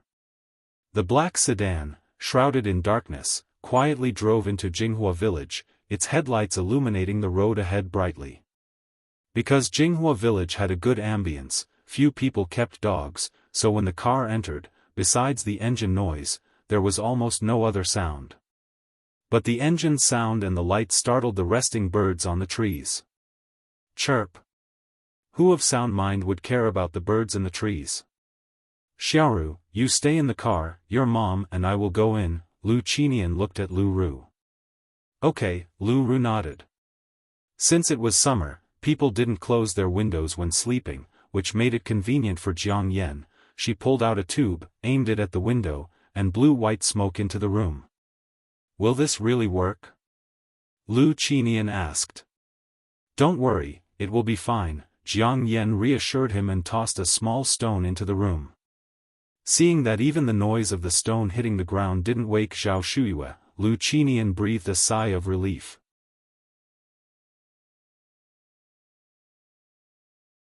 Chapter 960, What Goes Around Comes Around. After confirming that the person inside had entered a deep sleep, Lu Qinian and Jiao Wentong circled around to the front door, ready to pry it open. Before prying the door, Jiao Wentong pulled out a pair of thin gloves from his pocket and put them on.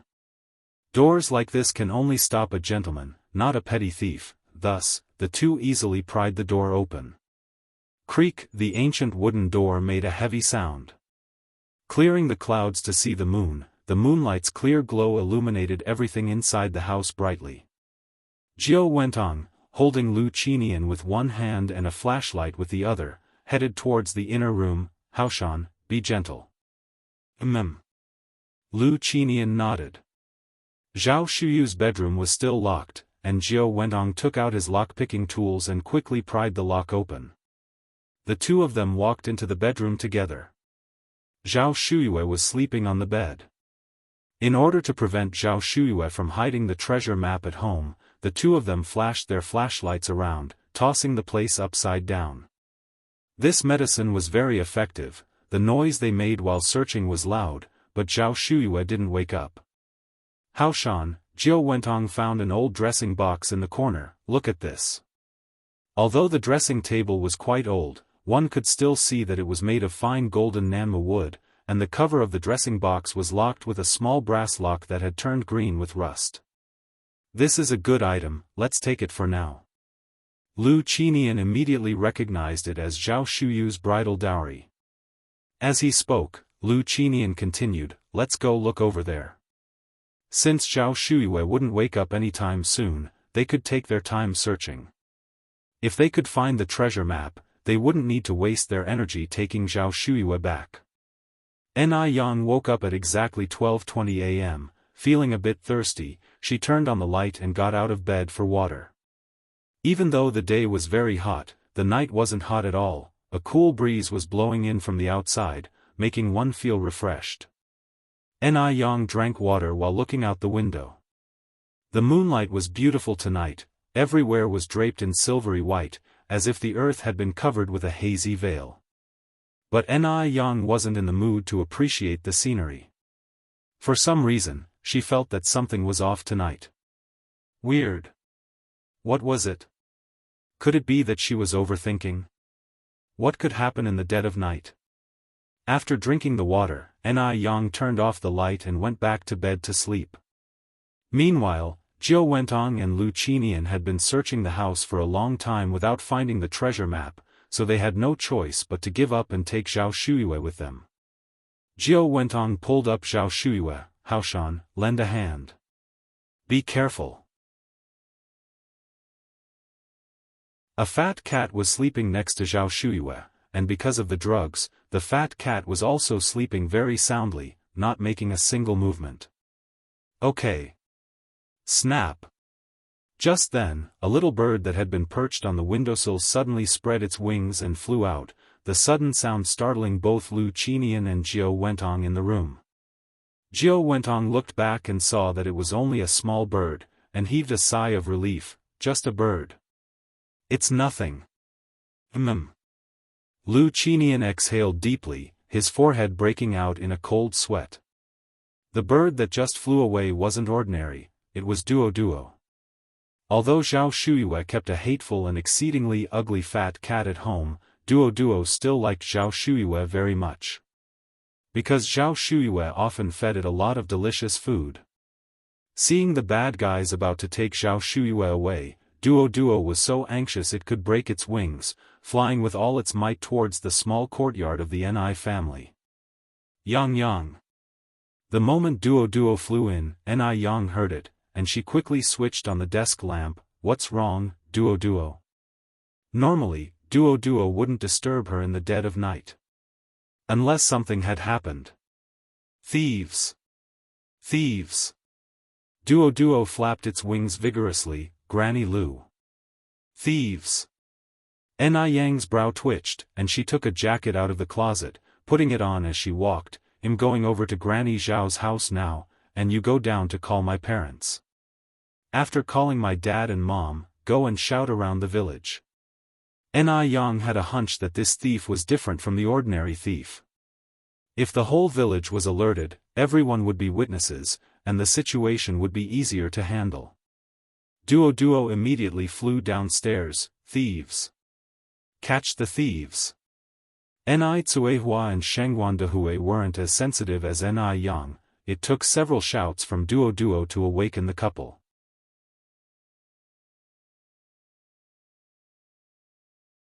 Chapter 961, Evil is met with evil. _2. The two people heard there was a thief and immediately scrambled up from their bed. Every level of the Ni family home was brightly lit, along with Duo's shouting. Soon old Madame Zheng, old Master Zheng, Shengguan old Madam, and Ni Chenggui were also awake. Then, the lights in the neighboring houses were turned on. There's a thief! Husband, quickly get up and take a look. Hearing there was a thief, the man who was fast asleep was instantly alert. Where's the thief? There's a thief. Certainly no small matter. You should know that Jinghua village was very peaceful and the villagers were quite united. Petty thieves and pickpockets hardly dared to target Jinghua village. Yet tonight, a thief had actually come. I don't know, you quickly go out and take a look. All right. The man didn't even have time to put on a coat, just went outside in his boxers and bare-chested. The man went outside to take a look. My goodness! Nearly the entire village, men and women, young and old, had all gotten up. The crowd was noisy. The man went back inside. Seems like Auntie Liu's place has attracted a thief. They'll go over and take a look. You watch the children at home, lock the door, and don't open it for anyone. Zhao Shuyue was a widow and an elder in the village, without sons or daughters, so her affairs were everyone's concern. Her home having drawn a thief, everyone definitely wouldn't stand by idly. The people of Jinghua village were not to be trifled with. Take this with you. The woman casually picked up an axe and handed it to the man. Take it for self-defense. If that thief dares to bully Auntie Lu, use this to chop him. All right. Then I'll go first, you watch the children at home. The man took the axe and ran outside. It was night, but Jinghua village was busier than during the day. Suddenly, the village was ablaze with lights and filled with a noisy tumult, which scared the living daylights out of Jiao Wentong and Lu Qinian. Fortunately, they had already put Zhao Shuyue in the trunk of the car. To prevent Zhao Shuyue from causing trouble during the transport, Jiao Wentong had tied her hands and feet with ropes and gagged her mouth with a towel. Quick! Haoshan, let's get in the car.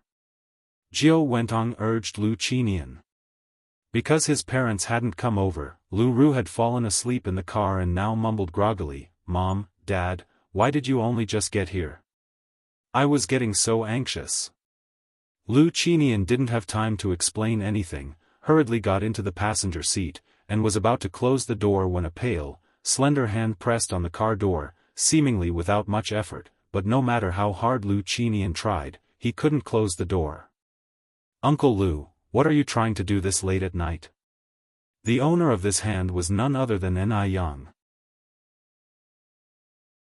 Suppressing the panic in his heart, Lu Qinian replied with a smile, "Oh, it's Yang. I was just visiting your grandma Zhao's house." Yang narrowed her eyes, "Paying a visit in the middle of the night? Lying through your teeth." Jiao Wentong joined in with a smile, "We just came to check on big sister, it's getting late, we should be heading back." Just then, the voice of Ni Tsuhua came from the other side, Yang.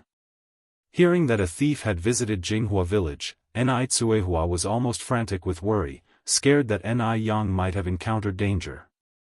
No matter how capable Ni Yang was, she was still just a young girl, and there wasn't a mother in the world who wouldn't be concerned about her own daughter. "Mom." Ni Yang looked back. In the time it took to speak, taking advantage of Ni Yang looking away, Jiao Wentong immediately shut the car door. "Haoshan, let's hurry and go." Lu Qinian slammed on the accelerator, and the car shot out like a rocket. Ni Yang curved her lips slightly, not in a hurry, just looking ahead like that, her composure unshakable. Seconds later, a piercing screech of brakes was heard from the front. Having lived in Jinghua village for so long, Ni Yang naturally knew the character of the villagers. Under such circumstances, the villagers wouldn't sit idly by. In front, the villagers were hand in hand, holding flashlights, and had encircled the black sedan from inside and out so tightly that not a drop could get through. "Yang, are you all right?" Ni Tsuehua and Shengguan Dehui ran up to Ni Yang. Ni Yang shook her head, "I'm fine. Mom, you and Dad go check on Grandma Zhao, they'll go see what's happening with Lu Qinian and the others." "Okay." Ni Tsuehua nodded. Ni Yang jogged towards the front. Yang, we've caught the thief." Seeing Ni Yang approach, the crowd spontaneously opened a path for her. "Beat this damn dog to death. He even dared to come to Jinghua village." Yeah. Beat him to death." Lu Qinian knew things had gotten serious and hurriedly opened the car door to get out, taking out cigarettes from his pocket and distributing them to the crowd. Misunderstanding. Fellow villagers, this is a misunderstanding. I'm a relative of Shuyu's family, this is my wife, and my daughter is sitting in the car. We came to see Shuyue, we're not thieves.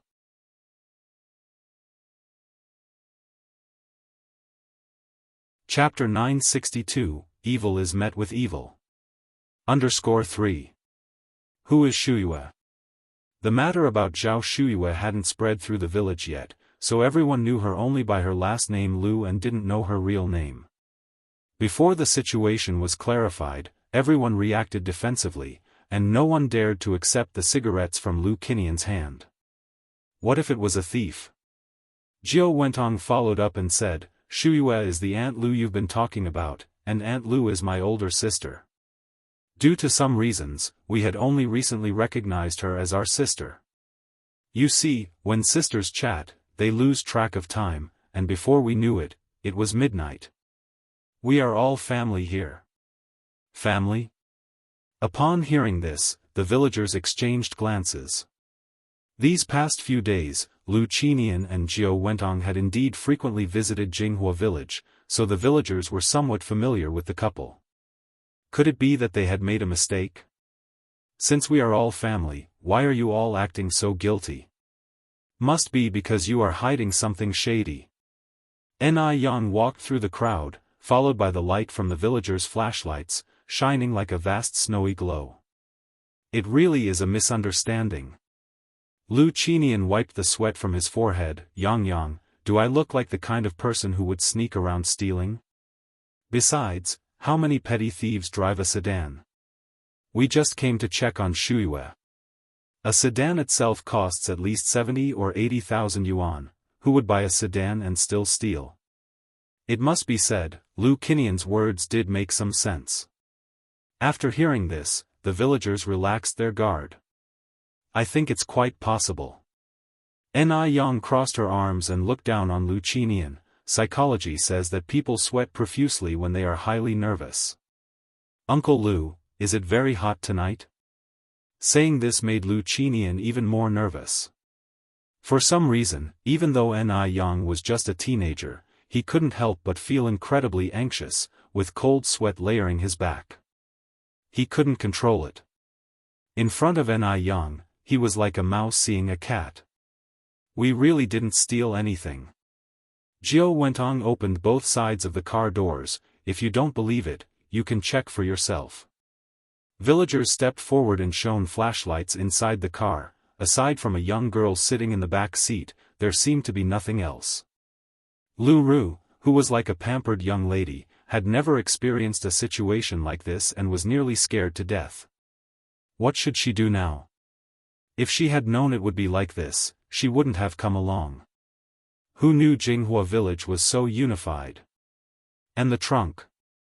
Ni Yang spoke indifferently. Just because there's nothing inside the car doesn't mean there's nothing in the trunk. It was the middle of the night. This family of 3 wouldn't come here for no reason. Moreover, since Zhao Shuyue was born into a wealthy family, she might hold something Lu Qinian desperately wanted. The village chief shone his flashlight at the trunk. Open the trunk and let us see.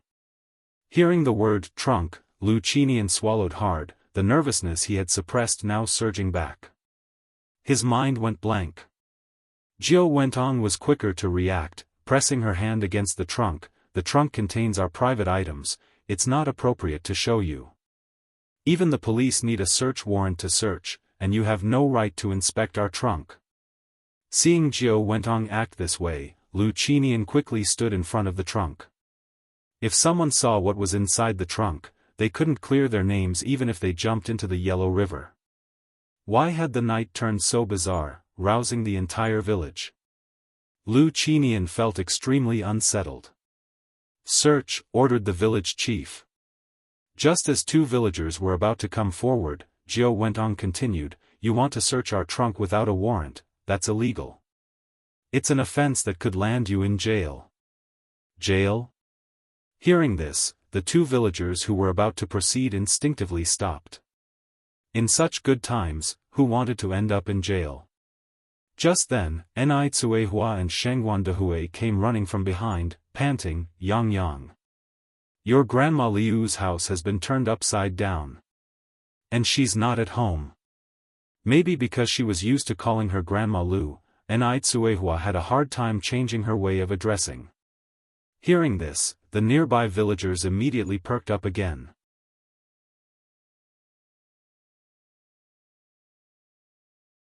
Chapter 963, What Goes Around Comes Around. _4. Stay alert. Nobody's home, and the house has been turned upside down. Who the hell did this? It's so obvious. Surround them. Don't let them get away. God damn it. Where have you taken Auntie Lu? No, it wasn't us. Folks, you've got it all wrong. Zhao Shuyue really is my elder sister. Think about it, everyone. Would I hurt my own sister? It was them. They've hidden my sister away. They want to kill her. And then they want to frame us for it. When Jiao Wentong got to this point, he suddenly pointed at Ni Tsuehua and Shengguan Dehui. Their family has been eyeing us with contempt for a long time. They did it on purpose. Villagers, you must seek justice for my sister. Not a single good person exists in that family, whether old or young. Jiao Wentong might have been better off not saying these words, as they only enraged the crowd even more. You must know, Ni Yang is the pride of Jinghua village. The lucky star of the village. And this woman dared to speak ill of the Ni family like this. Get out of my way, you old bat. Wang Jinfang, already known for her rowdiness, pushed Jiao Wentong aside. Today, I've got to see what you're hiding in that trunk. Fatsai. You and Brother Tinu, go open that trunk. Daring to provoke the Ni family for no reason. Even if it meant going to jail, they weren't afraid. Ni Fatsai is Wang Jinfang's husband. As the days in the village improved, so did Ni Fatsai's health, so what chance did the old and frail Lu Qinian stand against 2 strong, middle-aged men? Zhou Qingshang and Han Shaoqin quickly subdued Jiao Wentong from the left and the right. The villagers were accustomed to farm work and had strong bodies. Jiao Wentong was an elegant lady who hardly lifted a finger in her life. What strength could she have? Faced with such a situation, all she could do was make a scene. Help! Someone help! The ruffians are attacking. Shut her mouth. Wang Jinfang turned to Zhou Qingshang. Zhou Qingshang produced a piece of black and smelly cloth from nowhere and stuffed it directly into Jiao Wentong's mouth. No sooner had they gagged Jiao Wentong than Ni Fatsai and Wang Tiniu opened the trunk. Clack! With that sound, the hearts of Jiao Wentong and Lu Qinian sank, and a chill ran through their bodies. It's over. It's all over. No one expected Zhao Shuyue to be in the trunk. Zhao Shuyue was bound hand and foot with white ropes, a towel stuffed in her mouth, curled up in the trunk. Next to her feet lay an old vanity case. Seeing this, everyone was shocked. Even Ni Yang didn't see it coming, that Lu Qinian and Jiao Wentong could be so cruel and ruthless. Why would they kidnap Zhao Shuyue? Woo-woo. Woo-woo. Just as everyone was still in shock, a series of urgent siren sounds suddenly pierced the air. 3 police cars drove up. What's happened here? Who called the police? Officer, I called the police. I'm the village chief of Jinghua village. The village chief stepped forward. These thieves not only came to our village to steal but also kidnapped one of our elderly residents. Now we've caught them red-handed. With Zhao Shuyue still bound and folded in the trunk, and with so many eyewitnesses present, there was no way they could deny it. The police immediately untied Zhao Shuyue. Is there a doctor among you? I am. Ni Yang stepped forward. You? The young officer hesitated for a moment, then said, then please check on this elder for us. Of course. Ni Yang nodded and knelt down to take Zhao Shuyue's pulse, then checked her eyelids. Granny Zhao has inhaled some kind of toxin that has caused her to become comatose. Her condition is not good, she needs for treatment immediately. Officer, I'm going to take Granny Zhao to the hospital right away. Although traditional Chinese medicine is powerful, sometimes it can't do everything alone, and a combination of Western and Chinese medicines is needed. The toxin itself was not very harmful to the human body, but Zhao Shuyue's special constitution meant that she needed immediate fluids and then acupuncture treatment. The young officer nodded. Shaosun and Xiaoma, go with this comrade to the hospital. All right. Shaosun and Xiaoma immediately helped carry Zhao Shuyue to the vehicle. Xiaoma was a driver. Ni Yang frowned slightly. Officer, Granny Zhao's condition is very special. She needs to get to the hospital within 10 minutes. Let me drive.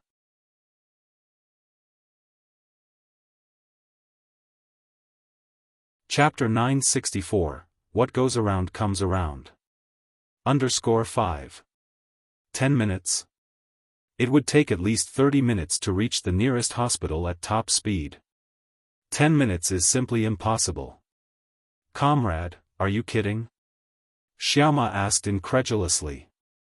No, Ni Yang replied seriously.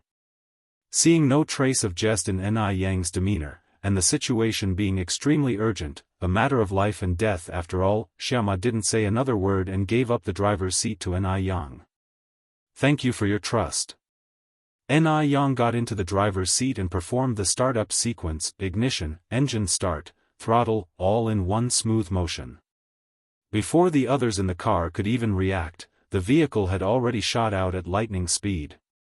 The 2 police officers exchanged a startled glance, each seeing the shock in the other's eyes. My God! This was incredible. No one had expected that a country girl could drive this well. The journey, which was supposed to take 10 minutes, was completed by Ni Yang in just 5 minutes to the front of the hospital. Now, even the way the 2 police officers looked at Ni Yang had changed. Comrade, what's your name? one of the officers asked as they brought Zhao Shuyue to the emergency room and finally had a moment to take down her statement. Ni Yang responded in an even tone, "My name is Ni Yang, Ni with the individual component, and Yang with the meaning smoke as in the warm sun's rays cause smoke to rise from Lantian jade. And what relation is the elder to you?" "Over at Jinghua village." The police officer took out handcuffs from his belt and stood in front of Lu Qinian and Jiao Wentong, saying sternly, "The two of you, put your hands up. Don't move." "Officer, there's another one in the car," a villager reminded. Lu Ru was scared to death inside the car. "Officer, I'm not a thief, I've been wronged." The officers always carried out fair investigations. They would never mistakenly accuse an innocent person, nor would they let a guilty party go free. Cold handcuffs were promptly clasped onto Lu Ru's wrists. "Save your words for the police station. Xiao Lu, Xiao Zhang, you all follow the village chief to the victim's home to gather evidence." "Got it." The village chief led the way. "Come with me this way, comrades." The officers didn't finish taking statements and bringing Lu Qinian and Jiao Wentang's family of 3 back to the police station until past 3 a.m. At this time, under the doctor's life-saving efforts, Zhao Shuyue had also awakened. "Grandma Zhao, are you okay?" Ni Yang brightened up upon seeing Zhao Shuyue finally awake. "Yang." Zhao Shuyue grasped Ni Yang's hand. Ni Yang asked again, "Grandma Zhao, are you all right?" Zhao Shuyue shook her head, tears streaming down the corners of her eyes. "I'm fine, but I just never expected Lu Qinian to be so heartless. He could actually do such a thing." Although Zhao Shuyue had been in a coma, her consciousness had always been clear. She could never have imagined that Lu Qinian would treat her this way. Ni Yang reassured her, "It's good you're okay. Lu Qinian and Jiao Wentong have already been arrested by the officers. You just need to clarify the details to them later." "Right," Zhao Shuyue nodded. The next morning, 2 police officers came to take Zhao Shuyue's statement. Zhao Shuyue recounted the whole event to the officers. "Officers, please, you must not let them get away with this. This was attempted murder. What they did was illegal. If it hadn't been for Yang noticing in time last night, I, an old woman, probably wouldn't be alive right now. Don't worry, ma'am, we will ensure justice is served." Lu Qi woke up the next morning to find his parents and sister weren't home. As he wondered why, a servant came in. "Young master, the police officers are here to see you." "Police officers?" Lu Qi was stunned momentarily, puzzled as to why the police were looking for him. He considered himself a good citizen, never having done anything wrong. After learning the whole truth, Lu Qi turned pale. "Officer, there must be some mistake, right? My parents are good people, how could they possibly do such a thing? And my sister, although she can be a bit spoiled and arrogant, she's not a bad person at heart. What on earth was going on?" He had just gone to sleep, so why had his parents and sister suddenly become suspects of attempted murder and burglary? It must be that he hadn't woken up yet. He was still dreaming. Lu Qi pinched his thigh hard. Ouch! It hurt. He wasn't dreaming. Lu Qi suddenly laughed. "Officer, you must be joking with me this early in the morning." It had to be the officers playing a joke on him.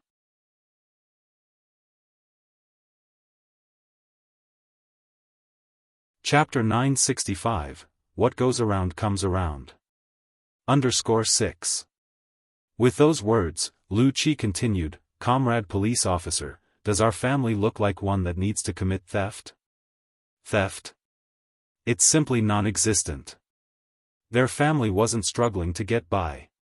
Murder attempt was even more unlikely, as they had just arrived in Beijing not long ago and hadn't made any enemies." The police officer said sternly, "Comrade Lu Qi, do you think we, the police, would joke about such matters?" The crime suspects Jiao Wentong, Lu Qinian, and Lu Ru and others were caught red-handed by the villagers of Jinghua village. "You better come with us to the station." Lu Qi's smile froze at the corner of his mouth. Okay, just wait for me a moment. On the way, Lu Qi simply couldn't believe this was happening. It wasn't until he reached the police station that he was willing to accept this wasn't a dream. How could this be? Why would his parents and sister do such a thing? The family was split up and locked away. Upon seeing Lu Qi, Jiao Wentong became very agitated. Xiaoqi, you're here. You must save Mom. She's innocent.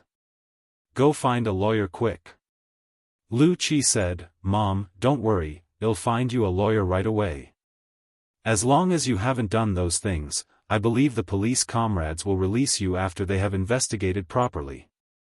Lu Qi still couldn't believe that his always gentle and kind mother could do such a thing.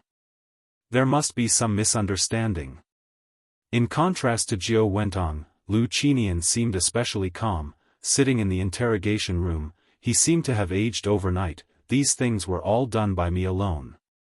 They have nothing to do with my wife and child. They were all kept in the dark by me. Hearing this, Lu Qi was stunned. So, it turned out they really did these unforgivable deeds. Why? Why would they do such a thing? Dad! Lu Qi rushed out, Why? Why did you do this? Faced with his furious son, Lu Qinian chose to remain silent. Lu Qi's eyes turned red.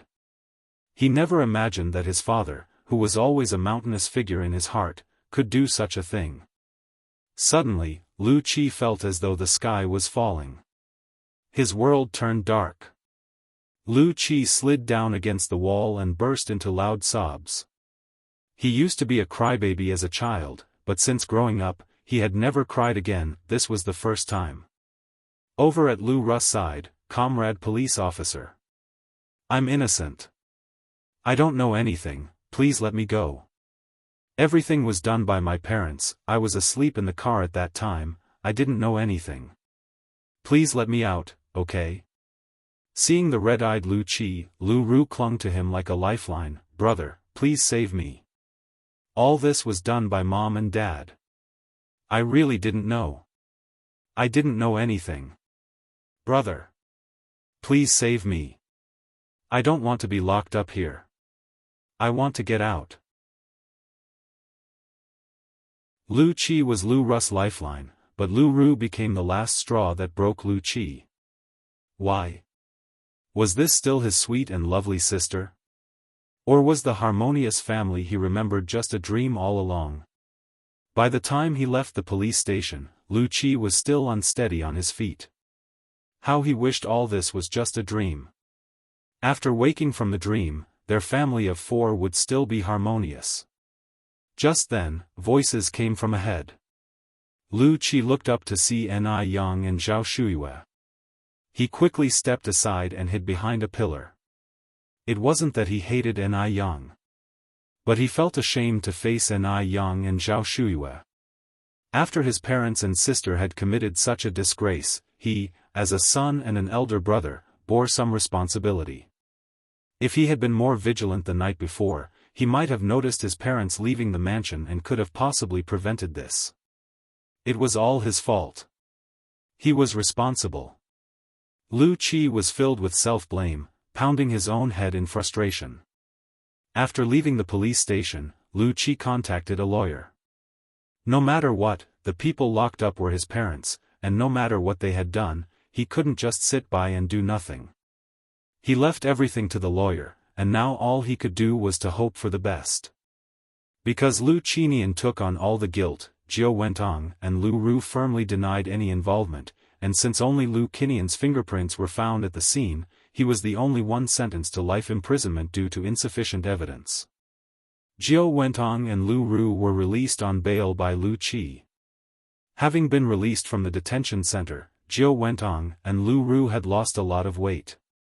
Jiao Wentong's first words upon seeing Lu Qi were, "Xiaoqi, let's go back to Taiwan Island." She really couldn't stand staying in Beijing anymore. Lu Qi's face had lost its former luster and looked utterly defeated. We can't go back now. Why? Jiao Wentang's complexion changed. Lu Qi continued, your travel has been restricted, and now you can't even leave the urban area, let alone go back to Taiwan Island. Lu Ru's complexion was also very bad. The past several days in the detention center had worn her down to nothing. When can we go back, then? Lu Qi shook his head, I'm not very clear about that. Probably when you're cleared of suspicion, then you can go back. His father was still locked up and would never get out in this lifetime. The two of them, one a wife, the other a daughter, not only didn't have a word of concern, but only talked about wanting to leave. So this was family affection. Ha! How grand! Xiaoqi, you must find a way, Mom can't stay here. I can't stand it for a second longer. Jiao Wentong couldn't forget the look in Ni Kuihua's eyes that night. She was afraid Ni Tsuehua might suddenly remember something. The longer she stayed here, the more danger she was in. There's no way. Lu Qi coldly brushed away Jiao Wentang's hand. You child, how can you be like this? I'm your mother. Jiao Wentong looked at Lu Qi in disbelief. Lu Qi glared at Jiao Wentong, exactly because one of you is my mother and the other my sister, I didn't turn a blind eye. Ask yourselves, does this truly have nothing to do with you? Don't forget. Dad is still locked up. Slap. Jiao Wentong slapped Lu Qi across the face, I'll kill you, you unfilial son.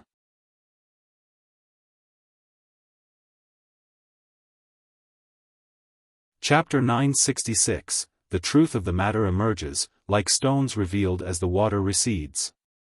Lu Qi didn't fight back, and a red, swollen handprint appeared on his left cheek instantly. But the look in his eyes when he turned to Jiao Wentong was terrifyingly cold. Lu Ru covered her mouth, watching the scene in disbelief. She hadn't expected Jiao Wentong to hit Lu Qi. All her life, she had never seen Jiao Wentong raise a hand against Lu Qi. In delivering that slap, Jiao Wentong regretted it herself, son, Xiaoqi, I'm sorry. Mom didn't mean it. I just really want to go back.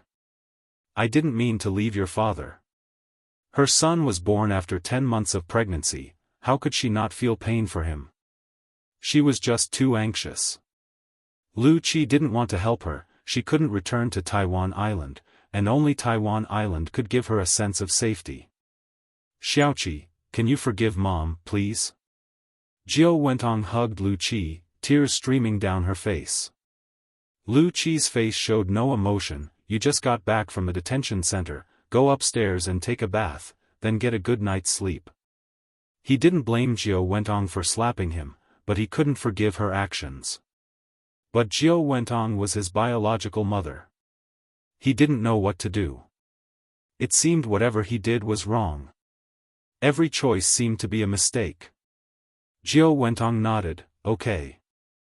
Lu Ru silently followed Jiao Wentong upstairs. After a hot shower, Jiao Wentang's condition had improved a lot. Meanwhile, in Jinghua village, the affairs of Zhao Shuyue had stirred up a storm. After so many years, everyone had just learned that Zhao Shuyu's real name wasn't Lu Zhao, she had her own name. Everyone fiercely criticized Lu Qinian and Jiao Wentong for being inhumane. Because Zhao Shuyue encountered an issue at home alone, Ni Yang once again offered to take Zhao Shuyue into the Ni family home. But Zhao Shuyue still refused. Zhao Shuyue wasn't willing to move, and Ni Yang didn't want to force her, so she brought Zhao Shuyue a 2-month-old puppy. The puppy was a Chinese rural dog. Chinese rural dogs were among the smartest and most loyal, easiest to raise dogs. Despite being only 2 months old, it was plump and fiercely protective, very protective of its owner. Zhao Shuyu's house already had Depang, so the puppy was named Xiaopang. Ni Tsuehua, after handling the matters at the factory, sat on the sofa and chatted with everyone, Yang, what ultimately happened with the case of Lu Qinian and Jiao Wentong. Ni Yang flipped a page of the newspaper she was holding, Jiao Wentong and her daughter Lu Ru have been released on bail, while Lu Qinian was sentenced to life imprisonment. Old Lady Zheng chimed in, it looks like Lu Qinian will die in prison, but how could Jiao Wentong have been released on bail? She was clearly in cahoots with Lu Qinian. Even if she wasn't the mastermind, she must have been an accomplice. This involved robbery and attempted murder. How could she be released? Ni Yang explained, because Lu Qinian took all the blame himself, and only his fingerprints were found at Grandma Zhao's house, the police had no choice but to release her. Though Jiao Wentong has been released on bail, she still hasn't been cleared of suspicion and is not allowed to travel freely. The situation was twofold. While Lu Qinian wasn't a good husband to Zhao Shuyue, he was an invaluable husband and father to Jiao Wentong. Such a person was both pitiable and detestable. Old Lady Zheng nodded, I see, I didn't expect Lu Qinian to have such resolve. Ni Tsuhua frowned slightly, I always feel like I've seen Jiao Wentong somewhere before. Yang, do you know where she's from? It was the first time Ni Tsuhua had mentioned this, so Ni Yang quickly put down the newspaper. About that, I once indirectly asked Lu Qi, he said Jiao Wentong is from Xiamu village in Haicheng City. Xiamu village? Ni Tsuihua was startled since she had grown up in Xiamu village. Ni Yang nodded. Ni Tsuihua frowned again, Xiamu village only has around 20 households. If she really is from Xiamu village, there's no way I wouldn't have heard about her, plus we don't have the Ji surname in Xiamu village. Most in the Xiamu village were surnamed Zhu and Ni. Ni Yang added, I also think it's strange. If Jiao Wentong really was from Xiamu village, she couldn't possibly be unaware of Dam village, but when Lu Qi asked her if she knew about Dam village, she claimed she didn't remember. Xiamu village and Dam village are adjacent. If Jiao Wentong truly came from Xiamu village, she couldn't possibly be unaware of Dam village. But if Jiao Wentong wasn't from Xiamu village, then how did she know about it? And why did Ni Tsuihua find her so familiar?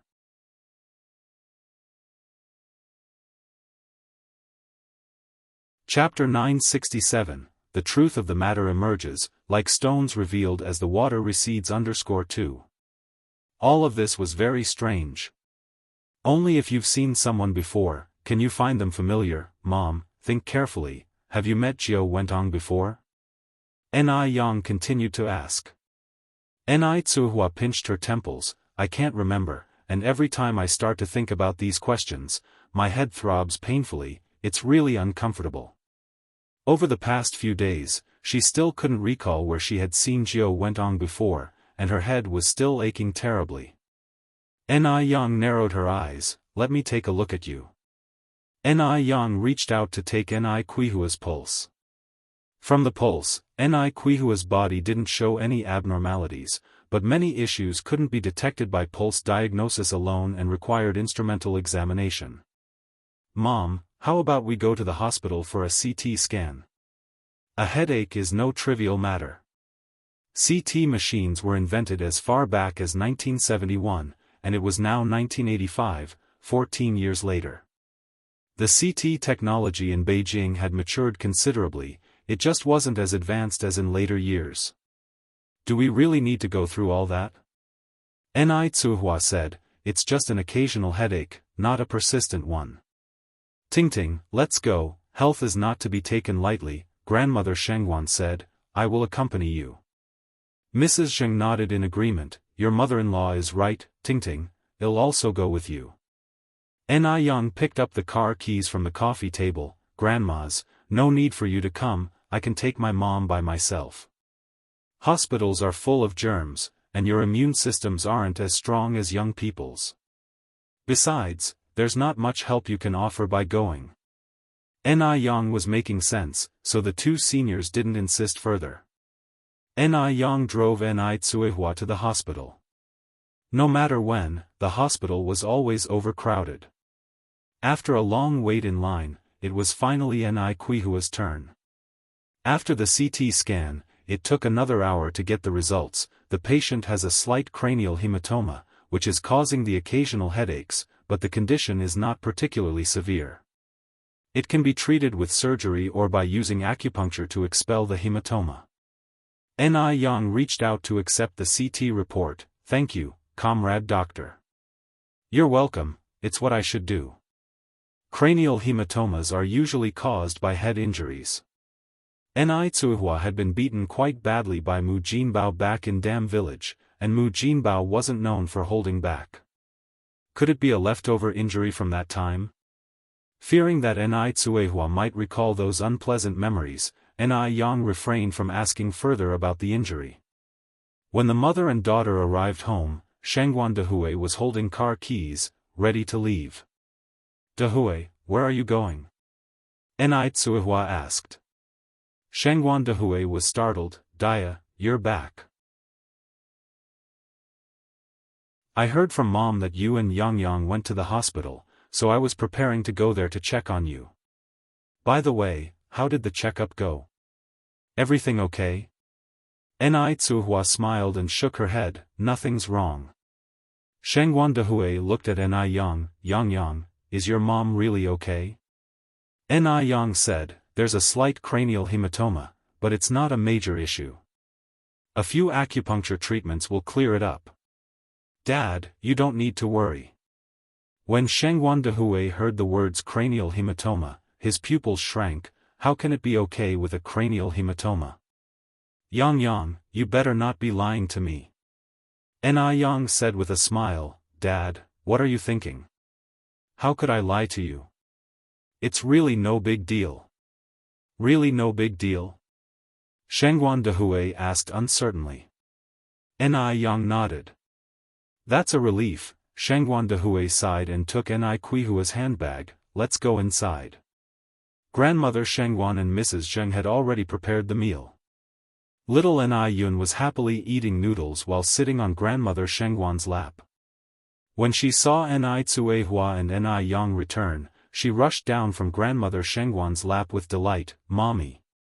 Sister. Duo mimicked her, flapping its wings and flying over. Mommy. Sister. The image of the two was filled with love. After dinner, Ni Yang performed acupuncture on Ni Tsuihua.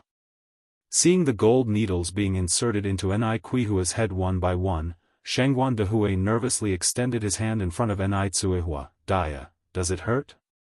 If it does, you can bite my hand. Ni Tsuihua said with a smile, it doesn't hurt at all. Not only did it not hurt, it was quite comfortable. An acupuncture session lasted an hour, and by the time it was finished, it was already past 8 in the evening. That night, Ni Tsuihua had a very strange dream. It was fragmented. In the dream, she was first a 3 or 4-year-old child, then got separated from her mother. She walked for a long time and cried for a long time.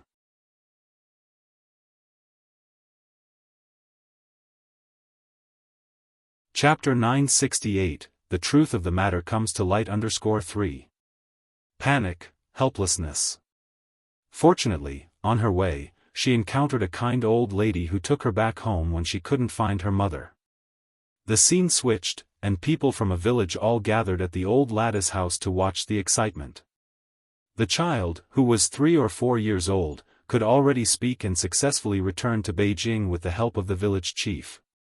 Just as she was about to return home, Ni Tsuihua suddenly woke up. Despite the coolness of the room, a layer of cold sweat broke out on Ni Kuihua's face.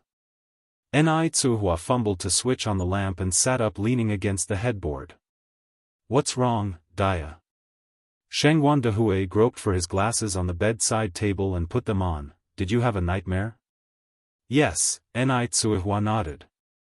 Don't be afraid, Shangguan Dehui patted Ni Kuihua's back. Dreams are the opposite of reality. I feel like I dreamed about my childhood, Ni Tsuihua said, but am not sure if that was me.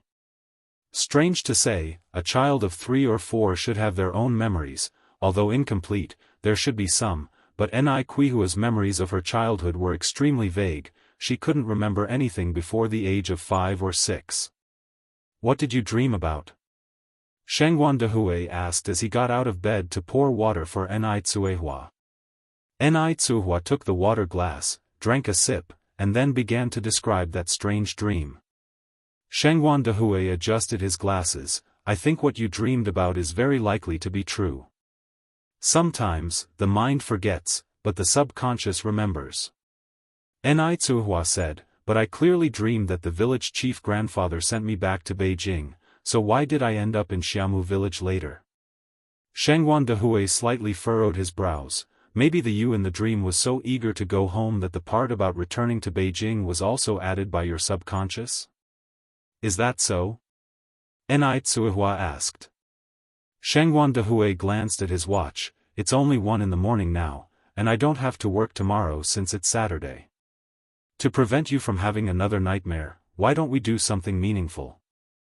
Ni Tsuihua rolled her eyes at Shengguan Dehui. Turn off the light. Once the light was turned off, darkness enveloped the whole room, swallowing all sounds. Ni Tsuihua typically got up every morning to cook breakfast, but this morning, the person in the kitchen was Shengguan Dehui. Dad, why is it you?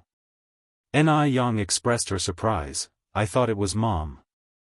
Shengguan Dehui rinsed the pot with water. Your mom didn't sleep well last night, and I don't have to work today. Yang, what would you like to eat? I'll make it. Ni Yang opened the fridge and took out a bottle of mineral water. I'm fine with anything, you decide. That sounds good, Shengguan Dehui smiled, then I'll just whip something up. Okay, Ni Yang took the mineral water. I'll go for a run first. Alright, Shengguan Dehui nodded. Ni Yang went for a run every morning. At 6 in the morning, the sun was just rising, the sky was a clear blue, a gentle breeze was brushing through, birds chirped around, the rich fragrance of honeysuckle lingered in the air, and by the road, the farmland was filled with roses and portulaca. The endless view was absolutely refreshing. As soon as Ni Yang stepped out, Duo followed. Good morning, Yang. Good morning, Duo. Duo flapped its wings. Good morning. Good morning. Duo didn't know many phrases, sometimes repeating the same phrase dozens of times, even more repetitive than a loop machine. Along the road, as they encountered villagers at work, Duo kept repeating, good morning. Everyone was amused by Duo first thing in the morning, starting the day in a cheerful mood. Duo is really smart. It's Yang's good upbringing. Indeed. My boy at home saw how well Duo was raised and caught a mina to rear a month ago. Just when it learned to fly, it disappeared. What a waste of time raising it. Lu family mansion. Jiao Wentong did not sleep well last night. Every time she closed her eyes, she recalled her experiences in the detention center. She didn't want to go to prison. Not at all. What should she do? Once that thing was discovered, she would be ruined. Jiao Wentong sat on the bed, painfully clutching her hair. If only she had never come back. She regretted it. Lu Qinian being locked up was secondary, she never truly loved Lu Qinian. Seriously, who in their right mind would fall in love with a man 30 to 40 years older than themselves? She was worried about her own safety. If she had not come back, she wouldn't have encountered Ni Tsuehua, and if she hadn't met Ni Tsuehua might not have remembered those things.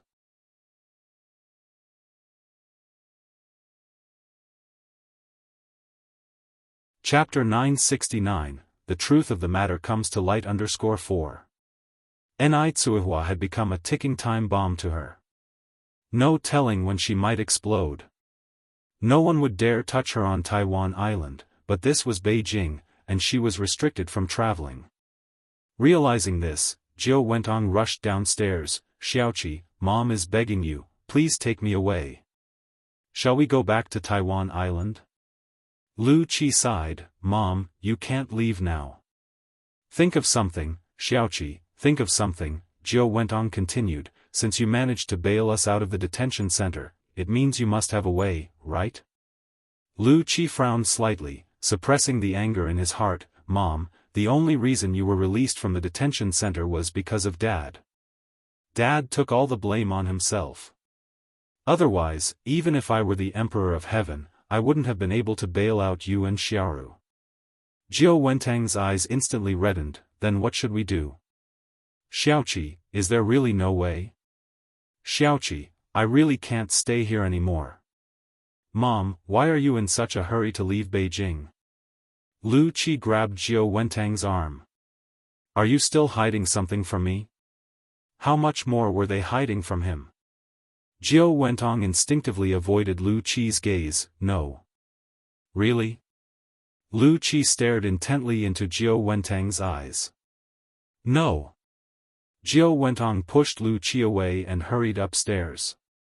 Watching Jiao Wentang's retreating figure, Lu Qi let out a deep sigh and went to Lu Ru's room.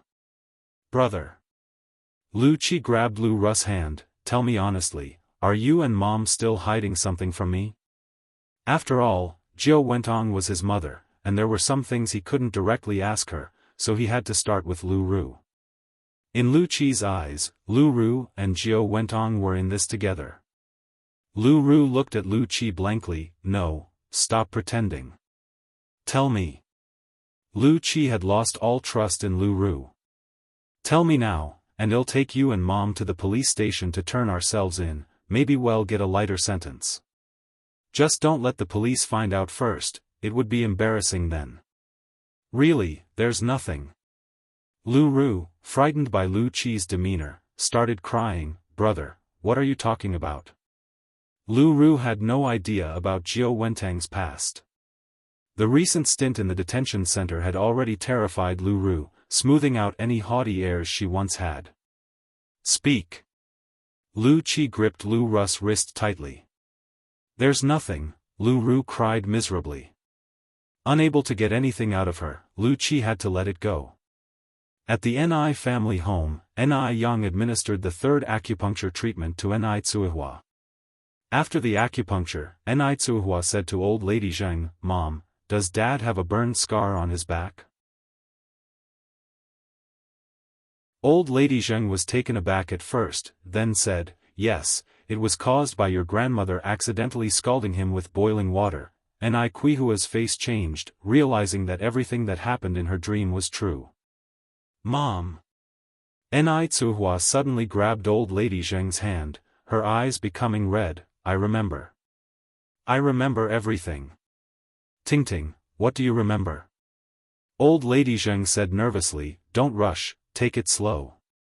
With a choked voice, Ni Tsuihua said, I was sent to Xiamu village, and the person who sent me was Jiao Wentang. Here's how it happened.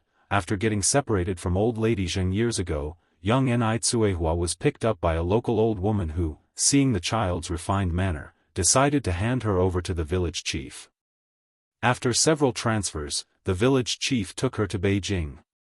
Upon arriving in Beijing, a beautifully dressed young woman appeared, claiming to know old lady Zheng and Zheng Jun, saying they were good friends, and so the village chief handed Ni Tsuihua over to her. As soon as the village chief left, the young woman showed her true colors. Ni Tsuihua bit her while attempting to escape, and, furious, the young woman picked up a nearby vase and knocked Ni Tsuihua unconscious. The cerebral contusion suffered by Ni Tsuihua dated from that time. Because she wasn't sent to the hospital in time, she developed a persisting high fever that night, terrifying the young woman.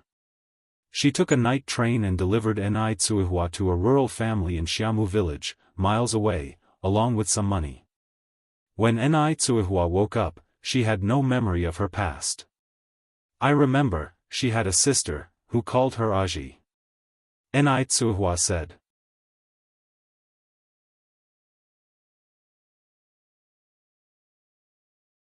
Chapter 970, The Truth of the Matter, Everything Comes to Light _5. Aji, Ni Yang narrowed her eyes, the doctor's sister is named Jiangji. Mom, the woman who took you to Xiamu village was Jiangji, and Jiangji is Jiao Wentang. Haicheng City is just near the port, so it's easy for Jiangji to go to Taiwan Island from there. If Jiao Wentang was Jiangji, and Jiangji was Jiao Wentang, that would explain why Ni Tsuihua was thousands of kilometers away from where she was lost. It also explained why Ni Tsuihua felt a strange sense of familiarity when she saw the doctor and Jiao Wentang. Because Jiangji was the doctor's sister, she was helping her sister do evil. Oh my! Old Madame Zheng said distressedly, My Tingting, how much suffering have you endured? Mingming was returned, only to be taken away by Jiao Wentong again. It was all because she trusted Jiang Yan too much at the time. Ni Tsuhua helped old Madame Zheng wipe away her tears. Mom, it's okay now, I'm fine. Ni Yang picked up the car keys. Grandpa, Grandma, Mom, we must hurry to the police station now and tell the police everything clearly. The case of Ni Kuihua's disappearance was still on record at the police station, just in case there was a chance for the truth to emerge. The family had to hurry, there was no time to waste, they raced to the police station. Lu Qi knew the police would knock on the mansion's door again one day, but he didn't expect it to come so soon. Is Comrade Jiangji here? We are from the municipal police department, and this is an arrest warrant. Jiangji? Lu Qi asked confusedly, Officer, are you mistaken? We don't have anyone named Jiangji here. Jiao Wentong was just coming downstairs at this moment, and upon hearing this conversation, her legs went weak. She remembered. She knew that one day Ni Tsuehua would remember. Several officers bypassed Lu Qi and went straight to Jiangji, flashing handcuffs. Jiangji. You are involved in a case concerning child trafficking, please come with us. Child trafficking? Lu Qi's eyes widened in shock. He never could have imagined Jiao Wentong committing such a crime. Officer, you must be mistaken. My mother's name is Jiao Wentong, not Jiangji. Besides, she just arrived in Beijing less than 2 months ago, how could she possibly be involved in child trafficking? Jiao Wentong cried out loudly, Xiaoqi. Xiaoqi. Save me. Mom doesn't want to go to jail. Mom is innocent. Xiaoqi. One of the officers looked up at Lu Qi. Jiao Wentong is just her alias, her real name is Jiangji. Jiangji was stunned. He looked at the woman before him, his mother, and felt she was a complete stranger. What else was his mother hiding from him? Mom, I'm only asking you one thing right now. Lu Qi walked over to Jiao Wentong, his eyes red. Am I really your biological child? Am I? Yes. Xiaoqi. You are my biological child. You are my own son. I carried you for 10 months before giving birth to you, Xiaoqi, you can't ignore your mom now. Both Lu Qi and Lu Ru were Jiao Wentong's biological children. Although she didn't have much affection for Lu Qinian, she hadn't done anything to wrong him. Lu Ru was startled by the commotion downstairs and came down to see this scene, shocked. Mom. Brother. What's going on? Lu Qi pressed his temples in agony. Xiaoru, you must save Mom. Jiao Wentong shouted. The officers took Jiao Wentong away, and Lu Ru chased after them, watching helplessly as Jiao Wentong was put into the patrol car. Then, Lu Qi also drove Lu Ru to the police station to find out what was happening. After all, Jiao Wentong was his biological mother, and he couldn't just stand by indifferently. After arriving at the police station, Lu Qi learned the whole story. He hadn't realized that his mother had done such a thing when she was young, fleeing to Bay Island. All these years she had lived an idyllic life on Bay Island, but the family of the child she had taken was plunged into endless pain. Officer, may I see the victim? He asked. The officer was taken aback, probably thinking, your mother is a human trafficker, and you want to take revenge on the victim? Seeing that the officer might have misunderstood, Lu Qi continued, Officer, my mother has done something unforgivable, and my sister and I would like to apologize to the victim and their family. Perhaps an apology could hardly make up for anything, but without an apology, he felt uneasy. Okay, the officer nodded, come with me this way. If you find any errors, ads pop up, ads redirect, broken links, non-standard content, etc., please let us know to report so we can fix it as soon as possible.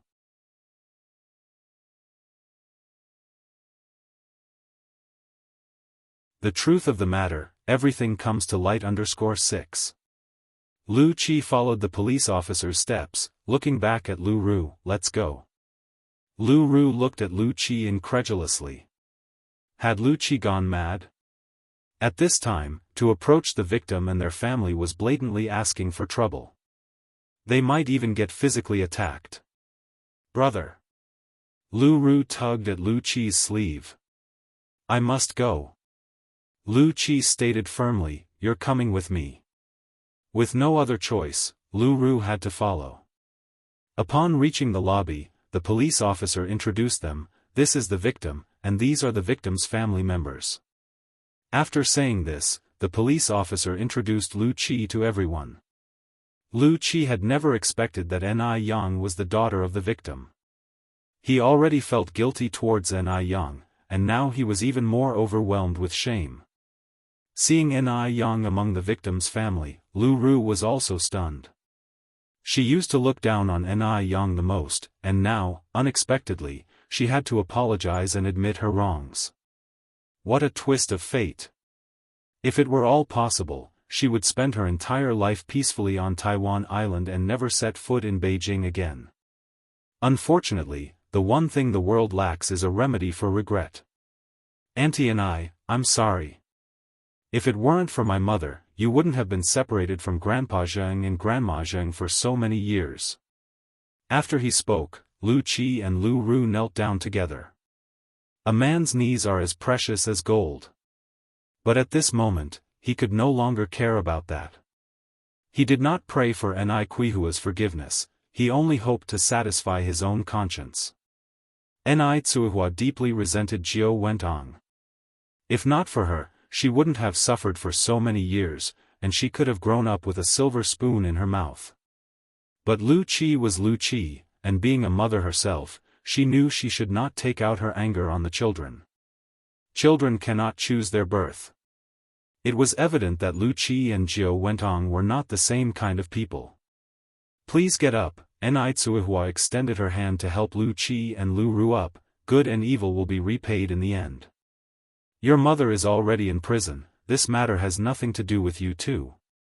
Auntie, Lu Qi's eyes reddened. He hadn't expected Ni Tsuihua to be so calm. Jiao Wentong had caused Ni Tsuihua so much suffering, and Lu Qi had even prepared himself to be beaten, yet Ni Tsuihua did not blame him at all. He was now starting to understand why Ni Yang was so outstanding, while his own sister Lu Ru was so inadequate. It was because of upbringing. Ni Yang had a mother who was both a role model and a teacher. Ni Tsuihua sighed and looked back at Elder Zheng, Grandma Zheng, Elder Shengguan, and Ni Yang. Let's go back. Lu Qi watched the family's departing figures, his heart unable to calm down for a long time. After a while, Lu Qi turned to Lu Ru. Let's go back too. To celebrate finally finding the person who kidnapped Ni Tsuihua, Ni Yang had prepared a large table of food upon their return. Today happened to be Saturday, and in the evening, Shengguan Shi and Shengguan Su also came back. The next day was Sunday. Early in the morning, Ni Tsuihua and Shengguan Dehui went to the orphanage. Visiting the orphanage once a week had become a habit. Around 10 in the morning, Shengguan Furong arrived at Jinghua village with Zhao Ziqing. Coincidentally, just as they arrived, Zhao Shen also came with Zhao Zijuan. Brother. The siblings, who hadn't seen each other for a while, were extremely excited. Furong, Zhao Shen greeted. Shengguan Furong smiled and nodded. Zhao Shen felt a pang of disappointment, then said, Furong, how did you come back? Why didn't you call me to pick you up? Shengguan Furong replied, it's quite convenient for me to take a bus from there, no need for the hassle. It's no trouble at all, Zhao Shen said. Furong, just say the word, no matter the distance, I wouldn't find it bothersome. No need, Shengguan Furong smiled and walked into the house. Mom, Aunt Zheng. Furong is back, Grandma Zheng said cheerfully. Yes, Shengguan Furong nodded. Hey, where are my brother and sister-in-law? Elder Shengguan replied, your brother and sister-in-law went to the orphanage, they probably won't be back until the afternoon. Oh, Shangguan Furong continued, what about Uncle Zheng? Is he not home either? He probably took Yunyun to clear some land again, Grandma Zheng explained, smiling. Clearing land? Shangguan Furong paused, not understanding what was meant by clearing land. Grandma Zheng continued, did you see the roadside planted with lots of honeysuckle and peony flowers when you just came? Yes, Shangguan Furong nodded. That's what your Uncle Zheng and Yunyun cleared out, Grandma Zheng explained. Shangguan Furong smiled, I didn't realize Uncle Zheng had such a pastoral heart. He just loves to be busy, doing it himself would be fine, but he always has to take Yunyun with him. In the afternoon, Shangguan Furong and Zhao Shen took the children back to the Zhao family to visit Grandma Zhao. After they left, Grandma Zheng and Elder Shangguan chatted, Elder sister, do you think there's still a chance for Furong and Zhao Shen to remarry?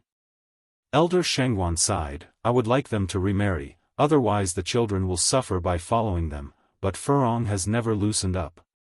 So, does Zhao Shen want to remarry? Grandma Zheng asked. Elder Shangguan nodded. Grandma Zheng continued, as the saying goes, a prodigal son who returns is more precious than gold.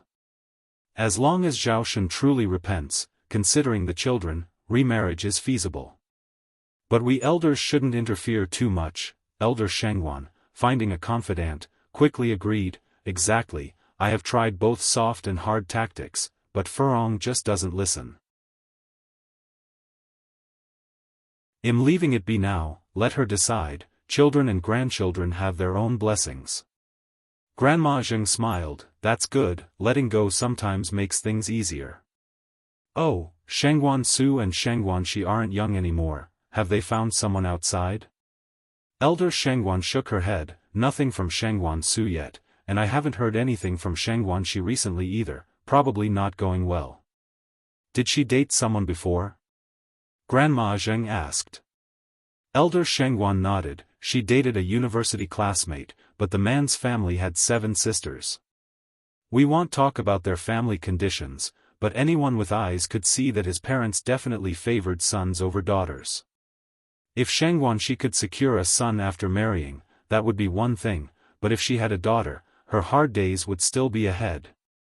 If you find any errors, ads pop up, ads redirect, broken links, non-standard content, etc., please let us know to report so we can fix it as soon as possible.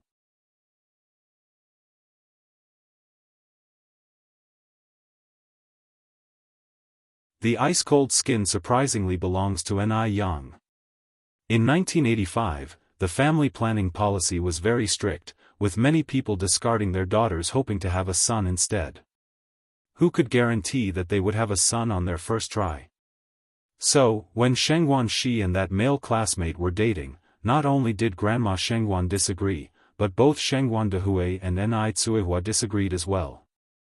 Ni Tsuihua, deeply affected by the preference for boys over girls, did not want her daughter to experience the same pain she had. Although Shangguan Shi was not her biological daughter, she loved her no less. Upon hearing this, Mrs. Zheng shook her head firmly, it's good that it ended, good that it ended.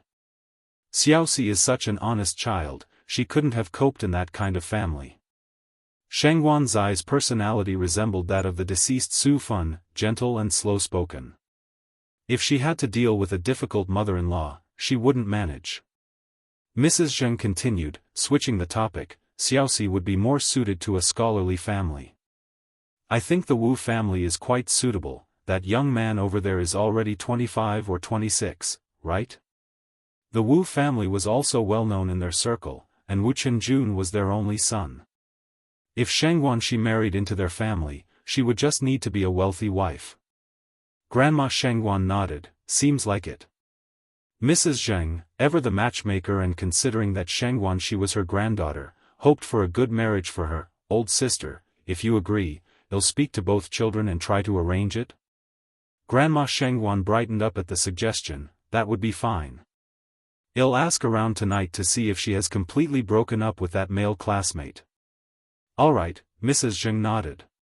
That night, Grandma Shengguan approached Shengguan Xiaoxi. How are things with Xiaozhua?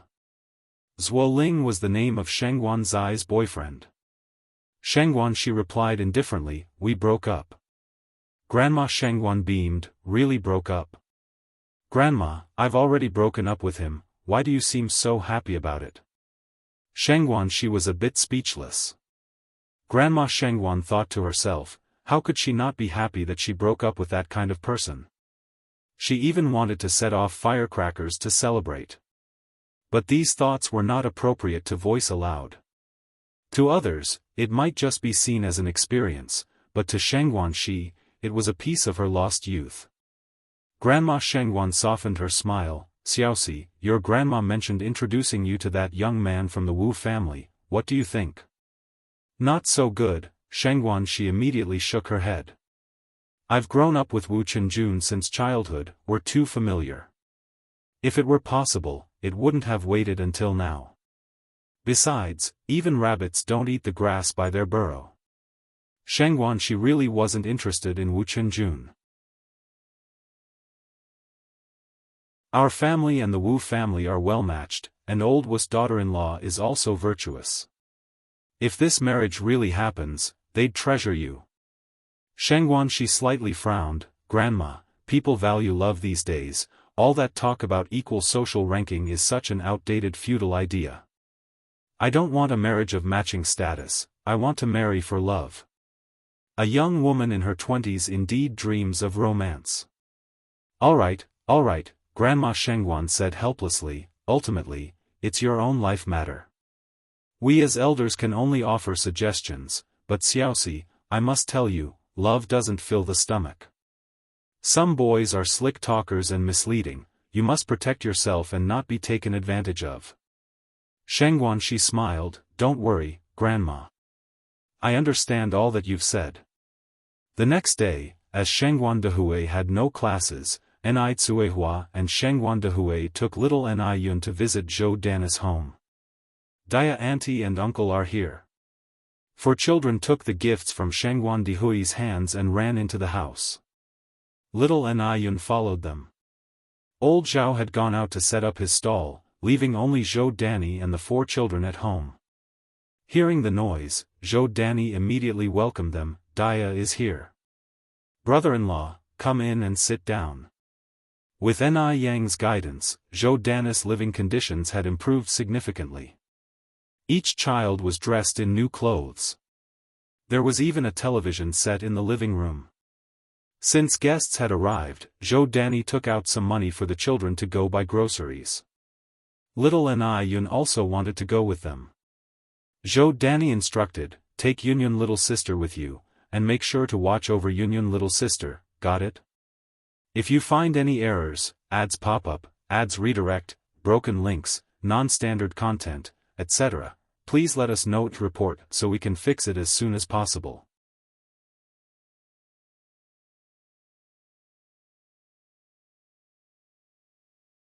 The ice clear and jade smooth skin actually belongs to Ni Yang. _2. Deshwan was 17 this year, Ershwan was 16, Sanchuan was 15, and even the youngest, Xiaoshuang, was now 9, so they could be trusted to look after little Ni Yun. Zhou Danny felt at ease.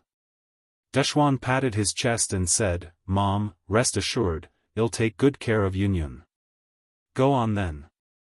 Zhou Danny wanted to pat Dashwan's head, but realizing she could no longer reach it, she patted his shoulder instead. Zhou Danny gave them over 30 yuan, and the kids came back with a load of groceries, even buying a candied hawthorn for little Ni Yun. The Zhao family kids were all exceptionally well behaved. Although only little Ni Yun had a candied hawthorn, none of them made a fuss. After dinner, Ni Tsuehua and Zhou Danny chatted idly. Danny, have you bought a house in Beijing yet? Zhou Danny shook her head, no. My husband and I are planning to save money to build a house back in our hometown. At that time, people didn't like the idea of buying houses outside their hometowns. They all wanted to make money and then go back to build houses and honor their ancestors. Ni Tsuhua continued, Yang Yang told me that there will be more and more migrant workers coming to Beijing in the future, and the housing prices will get higher and higher. Actually, you could take advantage of the current low prices to buy a few properties. The money you'd spend on building a house in your hometown would be more than enough to buy one in Beijing. Did Yang Yang say that? Zhou Danny asked, will there really be more and more people coming to Beijing to work? Ni Tsuhua nodded, yes, Yang Yang said that Beijing is a metropolis and its development will only get better. Yang Yang himself has bought several properties. In reality, it was not just several. Ni Yang already owned 3 courtyard houses and 6 apartment buildings. Zhou Danny didn't trust many people, but she trusted Ni Yang. If it weren't for Ni Yang's advice, her family would still be living frugally. They had already saved up over 10,000 yuan. Back in the day, they couldn't even save 70 or 80 yuan in a year. Nowadays, they were living a life they could hardly have dreamed of before. So on festive occasions, Zhou Danny always took her family to visit the Ni family. They couldn't be the type to forget favors and betray kindness. Zhou Danny nodded, all right, when my husband comes back, I'll discuss this matter with him. Ni Tsuhua continued, Yang Yang also said that it's best to buy housing in the city center, and if money is tight, it's also good to buy near a subway station. The Beijing subway was planned in 1953, construction began in 1965, and the first routes were completed in 1969. Operation started in 1971. On April 23, 1973, the Beijing subway Line 1 was extended to Apple Garden Station. On September 15, 1981, the first phase of the Beijing subway was officially accepted, with operational lines running from Apple Garden Station to Beijing Station. Zhou Danny nodded, okay, I've got it. That evening when her husband came home, Zhou Danny relayed Ni Quihua's words. Her husband took a drag of his cigarette, so we're not going back to our hometown to build a house? No, we're not, Zhou Danny replied. I've already asked Daya. She said that if we buy a house now, we can register our household here. We'll move our household registration here, and from then on, this will be our home. Finishing her thought, Zhou Danny continued, it might be a risky move, but I think the child Yang Yang has foresight. Listening to her won't lead us astray. Besides, my brother-in-law also said it's a feasible plan, and he's a university professor. Her husband nodded, all right, I trust you. Shall we go look at houses tomorrow morning? The next morning, the couple went house hunting with their 4 children. Since they had 4 children, they needed a large place, and Zhou Danny found a 5-bedroom, 2-living-room house appealing. One of the living rooms could be turned into a bedroom to serve as a guest room. A 5-bedroom, 2-living-room house, with a total of 200 square meters, was a bare shell property, costing 35,000 yuan. The couple made a down payment of 15,000 yuan and had 20,000 yuan left in mortgage. Her husband, now a street vendor, was able to earn over 200 yuan a day, so the 20,000 yuan mortgage wasn't a problem for them. After purchasing the house, the couple finally felt a sense of belonging in Beijing. From then on, they would be people of Beijing. Today the weather was nice, and Ni Yang took 7 or 8 boxes of his skin care gift sets and visited Demingxian. Seeing Ni Yang arrive, Du Jiaojiao couldn't contain her excitement. You're finally here, gorgeous. Li Yao and I have been waiting for you for days. Nearly a month had passed, and Du Jiaojiao's skin had become much better, tender and glowing with a healthy rosy hue. If you find any errors, ads pop up, ads redirect, broken links, non-standard content, etc., please let us know to report so we can fix it as soon as possible.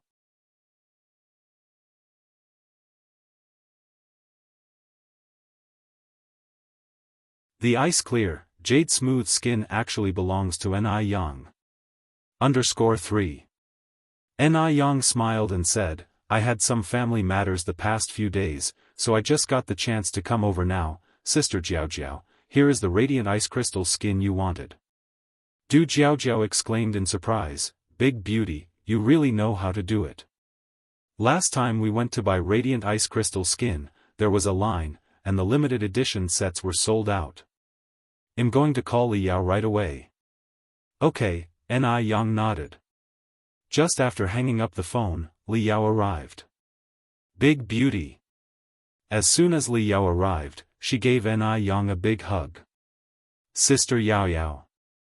Li Yao was 7 years older than Ni Yang, so Ni Yang called her sister. "Big beauty, I heard you brought the Radiant Ice Crystal Skin. As many as 8 sets. Is it true?" Li Yao asked eagerly. After visiting the Radiant Ice Crystal Skin store last time, she had finally seen how in demand Radiant Ice Crystal Skin was. When she heard over the phone that Ni Yang had brought 7 or 8 sets, Li Yao couldn't believe it.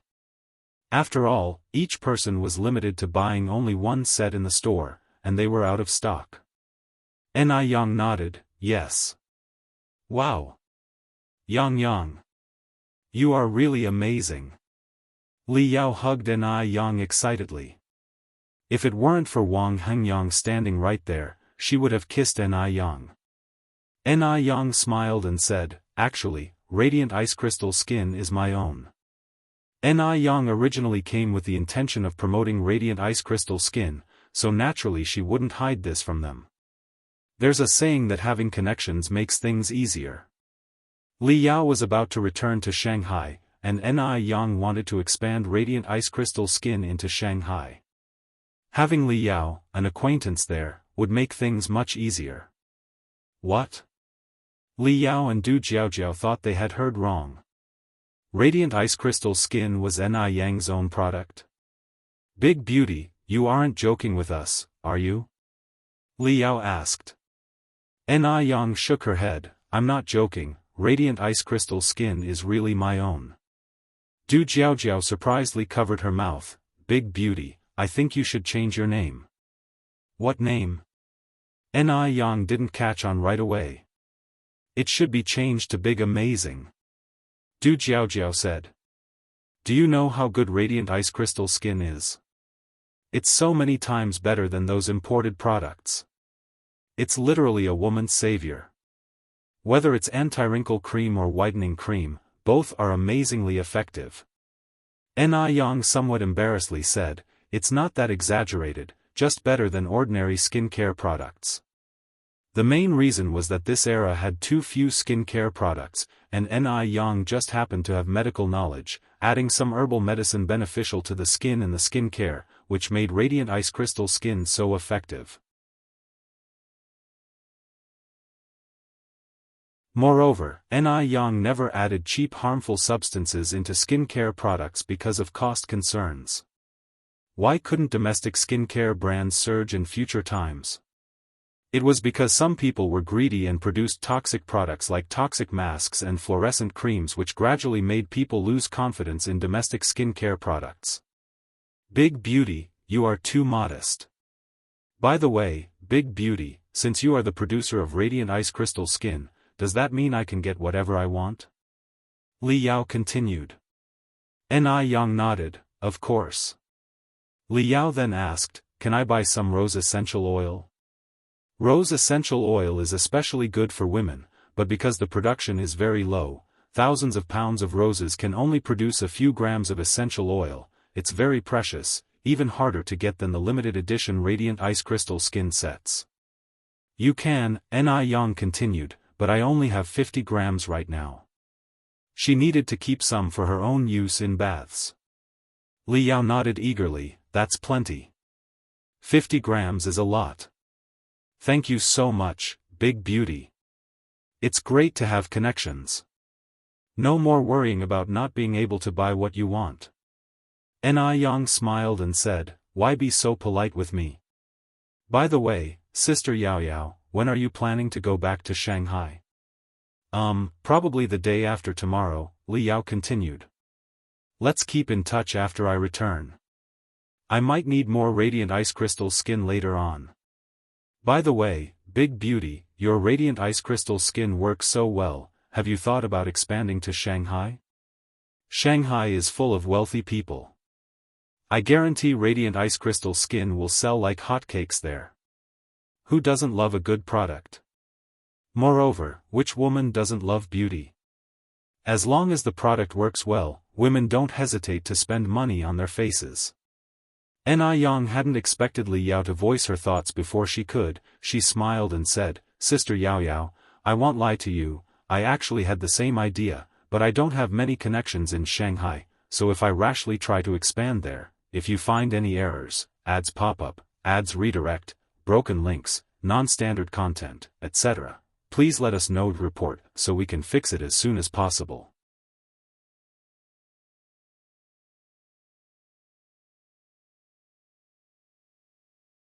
Ice skin and jade-like complexion actually belong to Yang. _4. You can ask me for help. Li Yao said with a smile, I was born and raised in Shanghai, there's nothing I can't get done here. Really? Yang's eyes lit up. When she smiled, 2 shallow dimples appeared on her cheeks, and her eyes shone with starlight, as if the whole world brightened with her. Her beauty was stunning. In a fleeting moment of shock, Dee walked by outside the window and happened to catch this scene. He paused, fingers holding Buddha beads, and then walked towards the Buddha hall.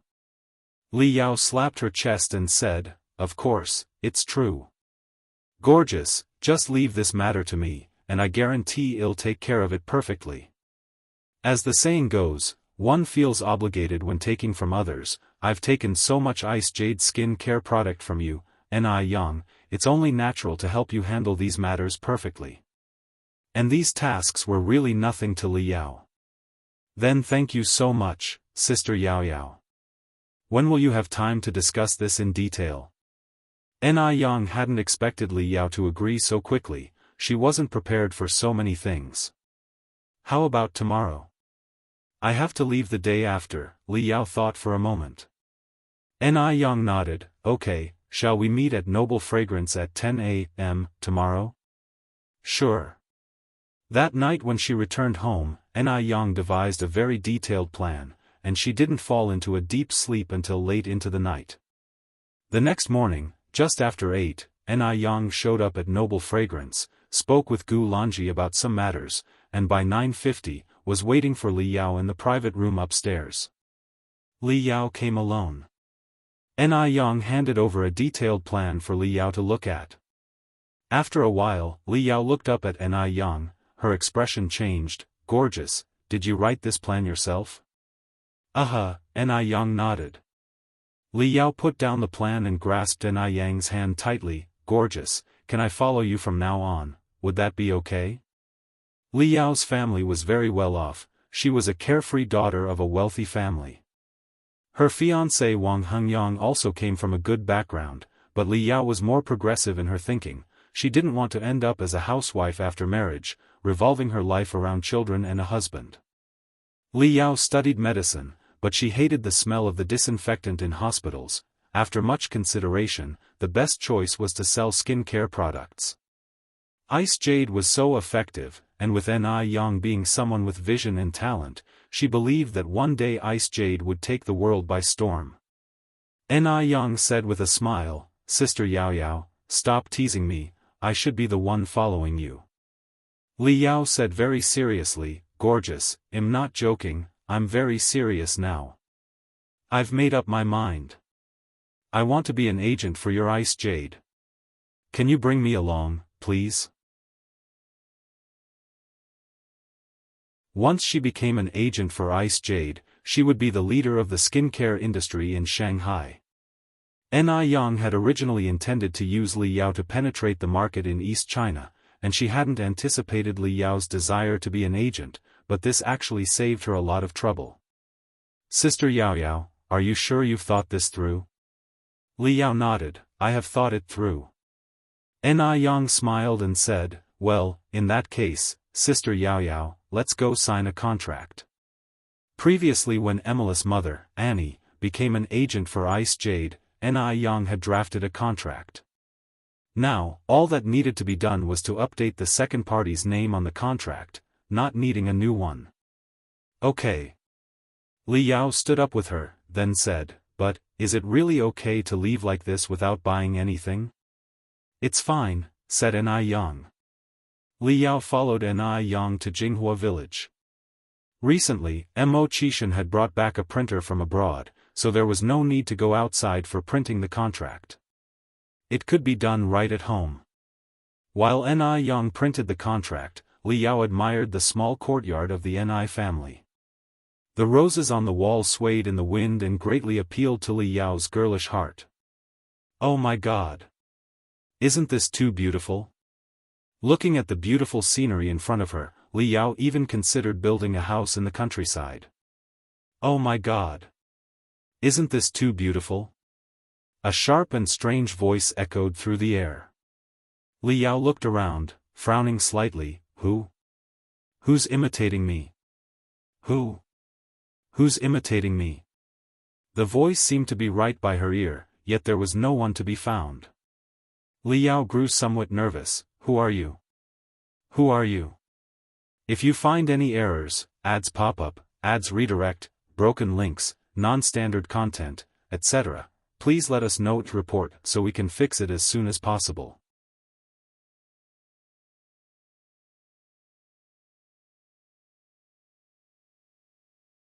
The ice-clear and jade-smooth skin actually belongs to Ni Yang.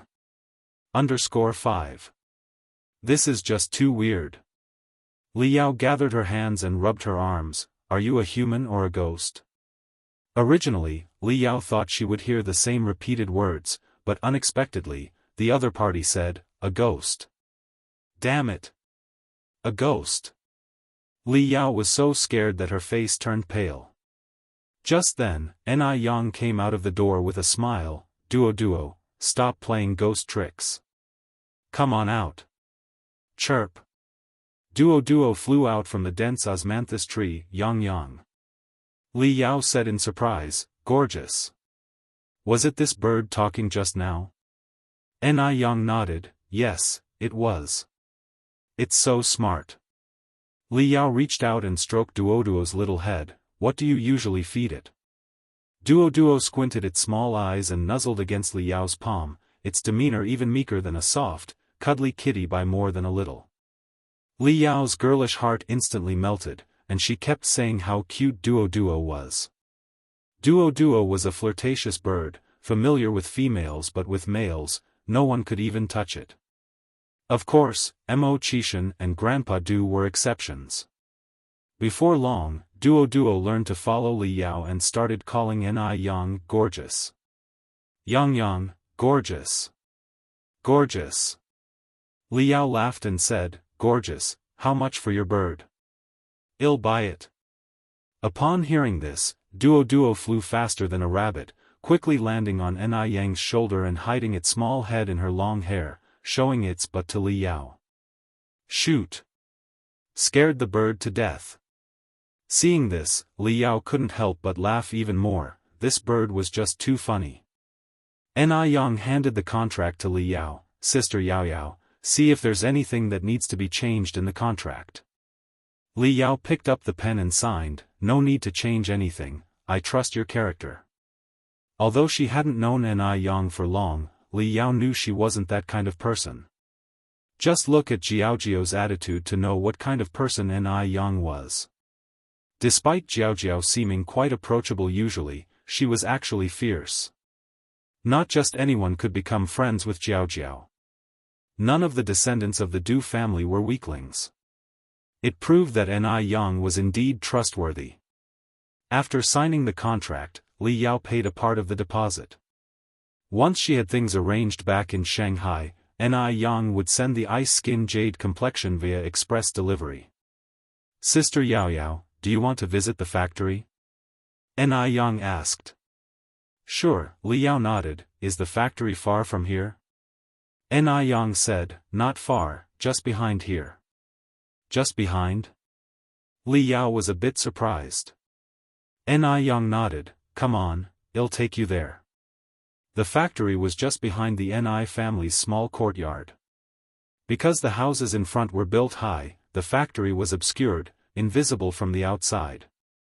Before entering, the two of them put on sterile suits. Looking at Ni Yang, Li Yao couldn't help but exclaim, "A beauty is a beauty, even wearing such an unattractive sterile suit you still look good." Inside the factory, Li Yao found that all the machinery was very advanced and the workers were very dedicated. Everyone was wearing sterile suits, with no safety hazards at all. But the factory seemed a bit small, consisting of only a few rooms, with a little over 30 workers in total. After coming out, Li Yao brought up this issue to Ni Yang. Ni Yang said, "Actually, I've been considering expanding recently. Ice skin jade complexion was growing increasingly popular, and the current production was barely keeping up with sales. Fortunately, some products were limited edition, otherwise, there would be nowhere near enough to meet demand. Moreover, sales of ice skin jade complexion were also quite good in M country, and almost every so often, Ni Yang would send a large shipment over. After a while, once the Shanghai market opened up, she estimated there would definitely be more demand than supply. So it was best to make plans early." Li Yao continued, "Actually, this time you could consider building a bigger one to save the trouble of expanding later, it's too much hassle."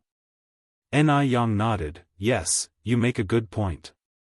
Li Yao took off her sterile suit. "If you're short on funds, you can tell me. Setting up a factory, buying imported equipment, hiring a factory manager and workers, and procuring skincare ingredients, all of these added up to a significant amount of money. Some imported equipment could cost thousands each." Ni Yang said with a smile, "Thank you, but I think it should be enough." After Li Yao left, Ni Yang sat in the courtyard, earnestly pondering this issue, and drafted a design plan. Since she wanted to expand the factory, the facilities had to be improved. If you find any errors, ads pop up, ads redirect, broken links, non-standard content, etc., please let us know to report so we can fix it as soon as possible.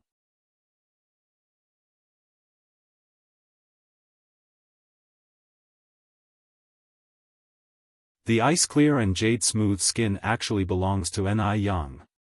_6.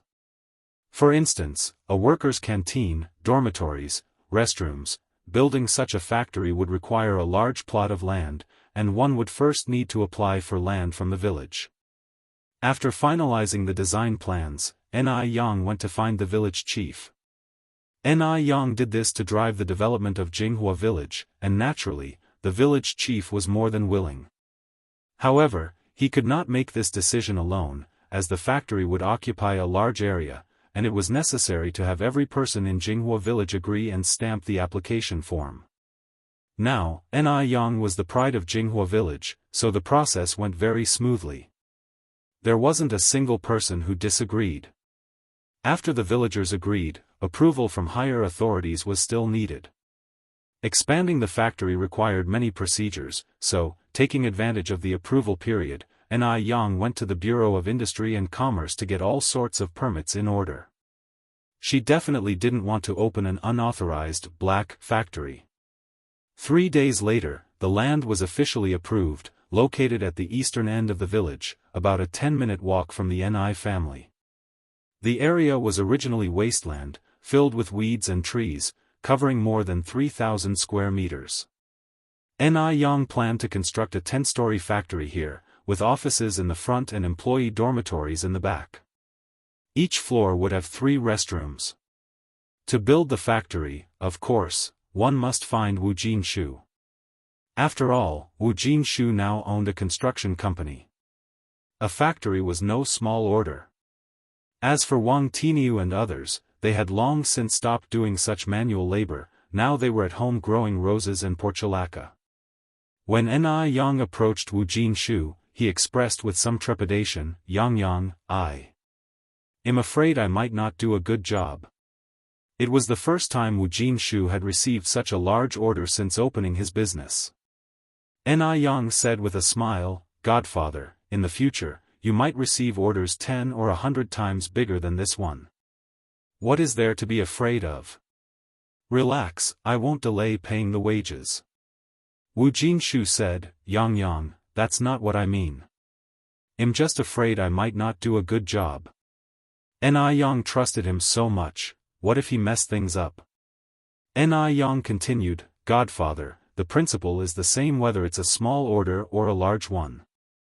As long as you work attentively, there will be no problem, I believe in you. After hearing this from Ni Yang, Wu Jinshu felt much more relaxed and nodded, okay. Yang, when do you plan to start the work? Ni Yang said, Godfather, if you can arrange things on your end, how about tomorrow? Wu Jinshu nodded, no problem. After finalizing the factory's arrangements, Ni Yang began recruiting. Although the factory was not yet built, some preparations had to be made in advance, especially since the new factory was more than 10 times larger than before. More employees were needed than before. Ni Yang planned to hire 300 general workers, as well as quality inspectors, accountants, a factory manager, clerical staff, and security personnel. All these positions together required over 400 people. It was impossible to recruit all these people in Jinghua village, almost everyone in the village already had a job. So, Ni Yang decided to recruit in the neighboring village. Ni Yang's main goal was to drive the development of the village, so she didn't want to recruit from outside. Actually, Ni Yang also had the intention of winning people's hearts. After all, the neighboring village and Jinghua village were very close. If the people from their village really wanted to sabotage, it would be quite easy. Instead of going to war, it was better to turn enemies into friends, and earn money together. When Ni Yang released this news, the neighboring village was stirred up immediately. You see, the wages Ni Yang offered were 60 yuan a month. To get a job in a state-owned factory outside, not only did you need educational qualifications, but also connections, and the key point was the salary was only half of what Ni Yang offered. People came in droves to apply. Ni Yang wouldn't reject anyone except the elderly, as general labor didn't require much skill. It took Ni Yang a full 10 days to sort out the worker situation. Only the factory manager and some clerical positions were still unresolved. But there were still more than 3 months left until the factory building was completed, so there was no rush, as the factory manager was a crucial position leading a factory and couldn't be taken lightly. Time flew by fast, and in a blink, another 10 days had passed. Today was Yan Erge's birthday, so Ni Yang and Ni Tsuhua went to the Wu family to celebrate Yan Erge's birthday. Ni Tsuhua couldn't help but increasingly feel that Wu Yenyun was like her own lost daughter. While Ni Yang was helping Yan Erju cook in the kitchen, Shangguan Dehui was playing with little Ni Yun in the first-floor courtyard. Dalong and Erlong took Xiaolong out to find friends to play with, and Wu Jinshu hadn't returned from the construction site, leaving only Wu Yenyun and Ni Tsuhua in the house. Ni Tsuhua licked her dry lips and tentatively asked, Yenyun, have you ever thought about finding your biological parents? This matter was no longer a secret in the Wu family. Wu Yenyun shook her head, no. Since they decided to abandon me, I have no need to look for them, and besides, my adoptive parents treat me so well, I don't want to do anything that would upset them. Ni Tsuhua felt a flicker in her brow, immensely disheartened inside, but still maintained a smile on her face. What if they come looking for you?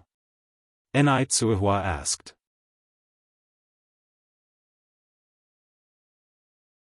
Wu Yenyun said firmly, even if they come, I won't acknowledge them. From the moment they abandon me, I cease to be their child. People who abandon their children have no right to be parents. Wu Yenyun had never fantasized about her biological parents coming to find her, and even if they did, she definitely wouldn't give them another glance. Then, do you hate them? Asked Ni Tsuhua. Wu Yenyun smiled, maybe, I don't know, I've never even seen their faces, so it's hard to feel hatred, but if one day I do meet them, I think I would hate them. What kind of parents were they, to throw away their own flesh and blood? Having been abandoned since she was a baby and never even tasted her mother's milk, how could she not hate them? At the same time, Wu Yenyun also felt fortunate that she was picked up by Yan Erju. Though Yan Erju and Wu Jinshu were not her biological parents, they were more than real parents to her. Sometimes, Wu Yenyun felt she was incredibly lucky. Wu Yenyun had heard from Ni Yang about Ni Kuihua's situation and knew that Ni Tsuehua had previously abandoned 3 daughters, so she felt particularly sympathetic towards Ni Tsuehua. Seeing Ni Tsuehua like this, she comforted, "Auntie Hua, you had your reasons for abandoning your children, so I believe they definitely won't hate you." "Really?" Ni Tsuehua looked up at Wu Yenyun. Wu Yenyun nodded, "Really, Auntie Hua, you and Sister Yang are good people, I believe your children will understand you. If you find any errors, ads pop up, ads redirect, broken links, non-standard content, etc., please let us know to report so we can fix it as soon as possible."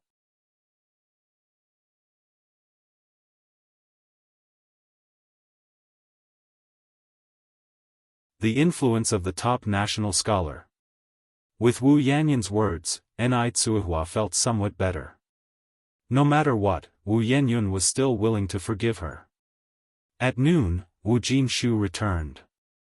Because he had just come back from the construction site, he was covered in dust, so Wu Yenyun quickly stood up to take the tools from Wu Jinshu's hands. "Dad, you're back.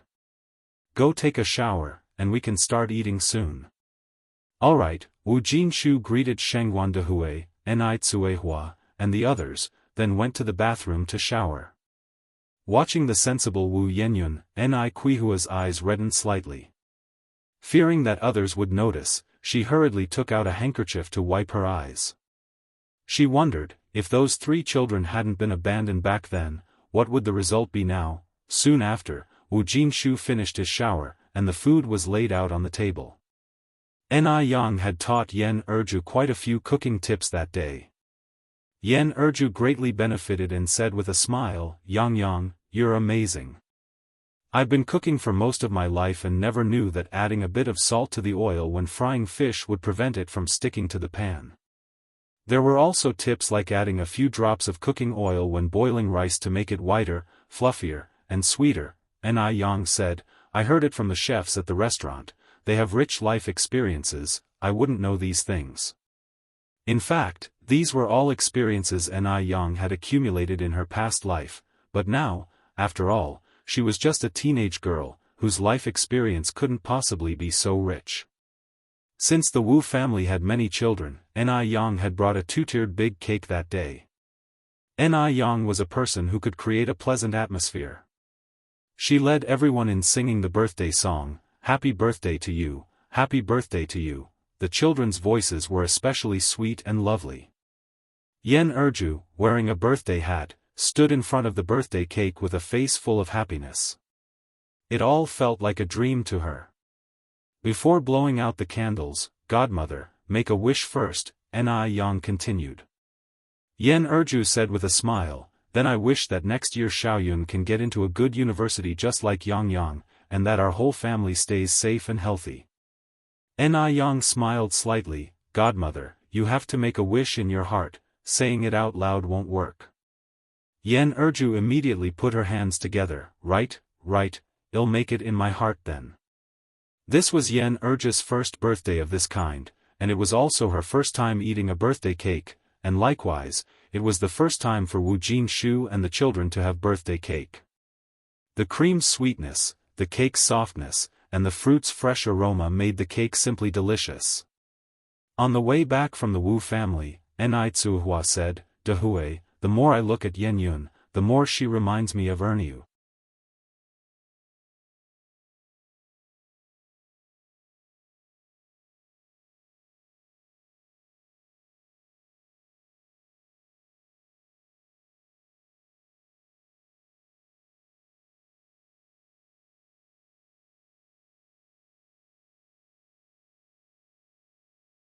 The influence of the top national scholar.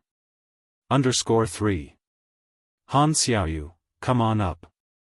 Ni Yang braced one foot on the ground, the other on the pedal, and looked back towards Han Xiaoyu as the sunlight turned her profile snow-white, refined as jade. Everything behind her became a backdrop. Even Han Xiaoyu, a girl herself, was dazzled for a moment, before saying, Yang, you're going to take me? Emicham. Ni Yang nodded. Han Xiaoyu said with a smile, I'm quite heavy, can you really carry me? That wasn't a joke. Xiaoyu, at 1 meter 67, weighed 120 pounds. She didn't look overweight, but her muscles were particularly firm. I can carry you. Ni Yang's gaze was indifferent. Really? Han Xiaoyu was skeptical, eyeing Ni Yang's slim figure. Barely weighing a few dozen pounds, could she really manage it? Really? Ni Yang said with a smile, hurry up and get on then. Han Xiaoyu hesitated, then sat on the bicycle's rear seat, holding onto Ni Yang's waist, and expressed her astonishment. Wow, Yang, your waist is so thin. There's not even a bit of excess fat. Typically, when people sit down, there's at least a little bit of fat around the waist, but Ni Yang's waist was utterly devoid of any. So slender it could be encircled with a hand. It made one die with envy. Ni Yang spoke with a smile, if you like it, you could have it too. I could have it too? Han Xiaoyu asked. Yep, Ni Yang nodded, then continued, a good figure is all about eating right. I'll write you a dietary plan someday. If you eat according to it, just give it 3 months and you'll have an unbeatable figure. Really?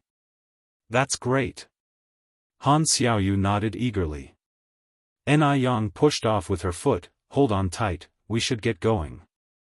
The sudden movement made Han Xiaoyu quickly tighten her grip on Ni Yang's waist. They were moving fast, and Xiaoyu hadn't expected Ni Yang to actually be able to carry her. Impressive, truly impressive. No wonder she was the top student in the whole city. The sunlight was just right, the years serene. The two of them, riding along, laughed incessantly. Isn't that my junior sister?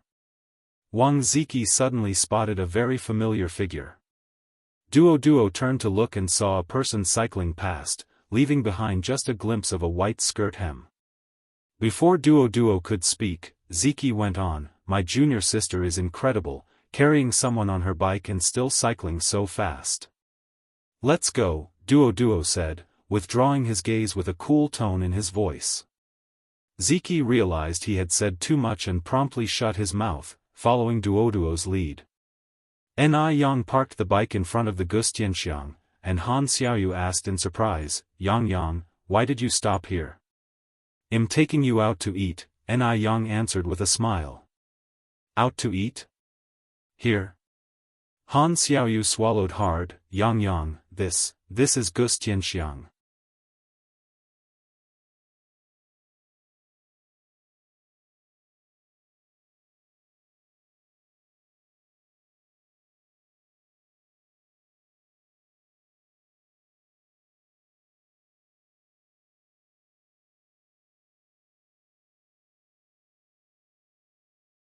The influence of the top national scholar. _5. Ni Yang really meant it when she said she would keep her word. Ni Yang said with a smile, a person must be trustworthy, having promised my classmates, I wouldn't go back on my word. There were 58 classmates in class 5, and each one of them got a photo taken with Ni Yang. Some had 2, others had 3. Apart from Han Xiaoyu and Ni Yang herself, a total of 56 were to be sent out. At that time, there were no machine-generated shipping labels, so addresses had to be written by hand. Ni Yang took out a notebook with her classmates' addresses and, with Han Xiaoyu's help, they filled out all the addresses in less than 20 minutes. Ni Yang sent them express, which meant they would reach her classmates in about 3 or 4 days. The shipping cost was a total of 26 yuan, and once again, Han Xiaoyu rushed to pay. When the classmates received these photos, they were all very surprised. None of them had expected Ni Yang to actually keep her promise. When they took the photos, none of them thought she would truly send them. It must be said that Ni Yang added quite a few vibrant strokes to their high school life. And Ni Yang easily won a great deal of goodwill. After all, these classmates would one day be pillars of the country. Demi Villa. After Li Yao left, Du Jiaojiao was bored at home. All Elder Du did was sit in the Buddha hall and chant incessantly, so much that her ears were about to develop calluses from the noise. Stop chanting already. Yang Yang will be starting school soon, and I'd like to visit Yang Yang's home. Are you coming? Du Jiaojiao leaned against the door, arms crossed. Apart from the birthday visit, it had always been Ni Yang visiting them at Demi Villa. They had not yet gone to the Ni family home. After waiting for a long while without a reply, just when Du Jiaojiao thought he wouldn't go, Elder Du put down his wooden fish and said, "Let's go." Du Jiaojiao was taken aback. "You're coming too?" Elder Du nodded. "I heard Yang Yang has moved out. She doesn't live with the Zheng family anymore. Do you know the way?" Du Jiaojiao asked. Elder Du twisted the Buddha beads. "Ziki knows the way." Wang Ziki and his parents had visited the Ni family several times. "Oh." Du Jiaojiao nodded, then asked, "There are a lot of elderly people at Yang Yang's home and a little sister too. What do you think we should buy as gifts?" Elder Du, with a distant expression, responded, "You decide." "Okay." Du Jiaojiao ordered several nutritional supplements and toys for children to be delivered before she and Elder Du set off for the Ni family home. Before arriving at Jinghua village, Du Jiaojiao's perception of the countryside was that it was dirty and disordered. She could not have imagined that the environment in Jinghua village would be so beautiful. The scenery was picturesque.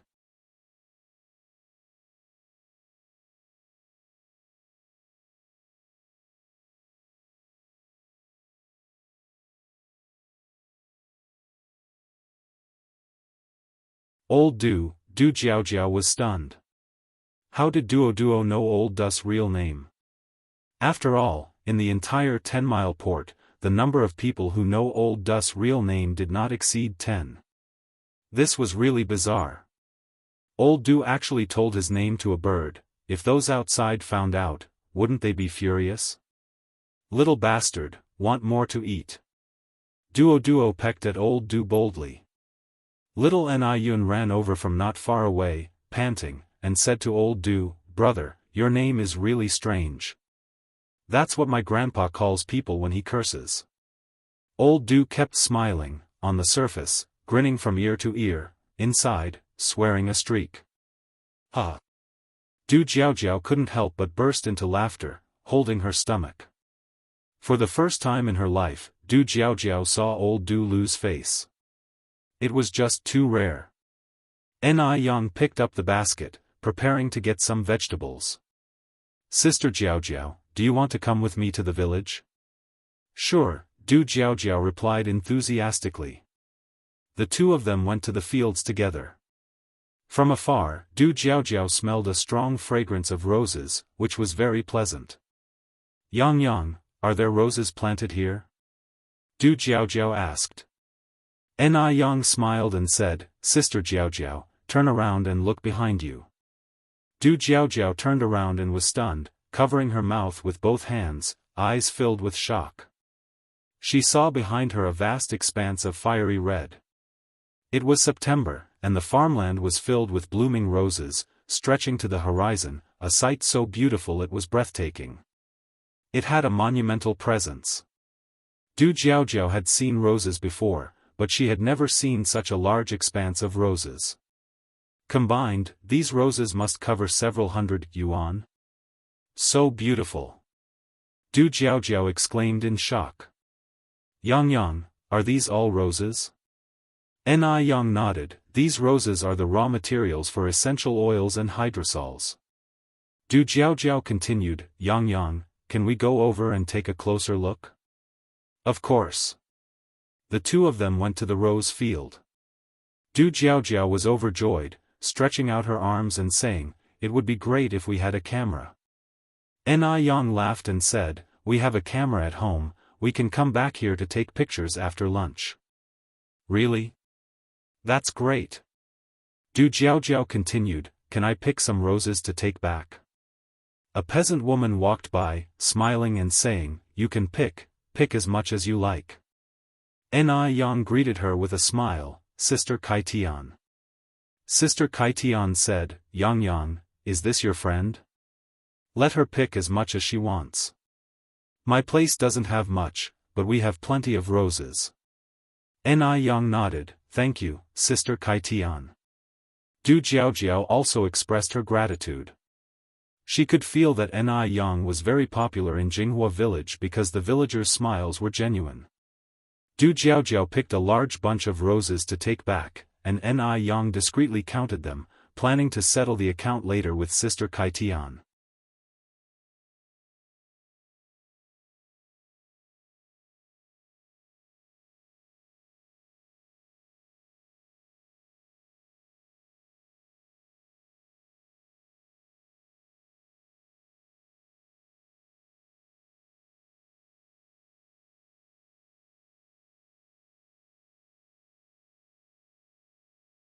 A book lay upside down on the desk with a pale red cover reflecting the English letters, Humboldt's Gift. This was Humboldt's Gift, a famous book from M country. To the left of the desk, there remained an unfinished cup of coffee. Those with a keen sense of smell could still detect a faint aroma of coffee, as if through these things they could envision the study's owner leisurely sipping coffee and reading books into the quiet of the night, their nearly transparent fingertips brushing over the pages, with nothing but the soft sounds of pages turning in the air. Yi picked up Humboldt's Gift and found it was all in English, without a single Chinese character, which made him raise his eyebrows in surprise. It seemed the person was much more than what he understood. Calm and collected, Yi strolled through the bookshelves. The books on the shelves were clearly categorized, one row for foreign classics, one for domestic classics, one for historical and biographical works, and another for collections of dramas. The transition from classic literature to drama revealed that the study's owner had a wide range of interests. Just then, footsteps sounded outside the study room. Was this person not trusting him? Yi glanced back slightly and, unexpectedly, the person who came wasn't Ni Yang but Wu Yenyun. Mr. Yi gave a slight nod, subtly withdrew his gaze, and continued to select books. Wu Yenyun didn't speak further. She went to the desk and squatted down to look for her senior year review materials. After a little while, Yi pulled out a copy of Diamond Sutra from the shelf and then walked out. As the footsteps grew distant, Wu Yenyun let out a soft sigh, sat on the floor, and stared out the window lost in thought. If you find any errors, ads pop up, ads redirect, broken links, non-standard content, etc., please let us know to report so we can fix it as soon as possible.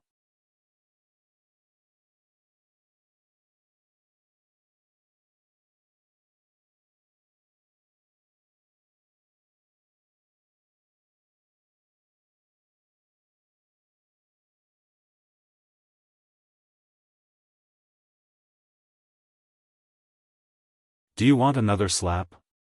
_4. Yi and Jiaojiao didn't stay long, merely greeting the Ni family elders before leaving. After they left, Wu Yenyun found Ni Yang, sister. What's up? Ni Yang glanced back slightly. Wu Yenyun hesitated, I'm just curious, what's that Mr. Dus name? How do you know him? Ni Yang didn't give it much thought. His name is Du Qingfeng, and he's a good brother of Brother Mo. Oh, I see. Wu Yenyun nodded. Qingfeng. So his name was Du Qingfeng. A name quite poetic, and fitting to his demeanor. Time flew by quickly, and soon it was time for Ni Yang to report to Ihua University. Mo Qishan also returned just in time for the start of the term. On the day of school, Elder Zheng indeed intended to buy a truckload of firecrackers to fulfill a promise, but Ni Yang stopped him. Buying a truckload of firecrackers would not only be a waste of money but also pollute the environment. On the first day of school, Mo Qishan drove Ni Yang to the campus. Since Ni Yang was the national top scholar in sciences, Ihua University had even hung a banner over the campus gate. Ihua University's acquisition of the national top scholar in sciences had left other universities green with envy. Just yesterday, officials from other universities visited Jinghua village, hoping to poach Ni Yang. To show their appreciation for Ni Yang, the university leaders personally stood at the gate to welcome her. Hello, principal, hello, teachers, Ni Yang walked up with Mo Qishan.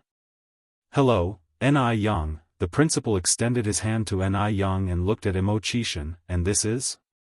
Ni Yang said, this is my boyfriend, Imo-chishan. Boyfriend? Ni Yang had a boyfriend? The top scholar in sciences had a boyfriend. Shock was evident in the eyes of the principal and other university leaders. In their eyes, good students should be busy studying, not falling in love. Well.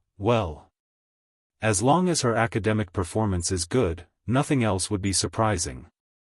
After all, this was university, and having a relationship was hardly a big deal. Imo-chishan was also stunned. Being acknowledged as her boyfriend felt amazing. He had even been prepared to be referred to as Ni Yang's brother. He didn't expect to be publicly acknowledged.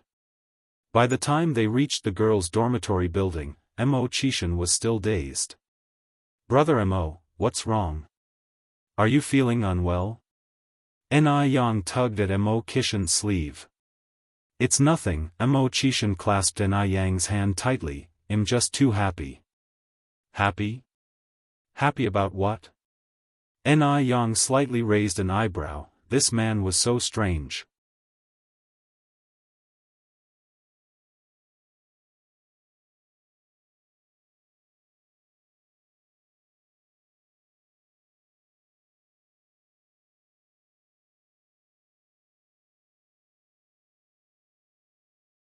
Anyway, she wasn't planning to stay long in the dormitory.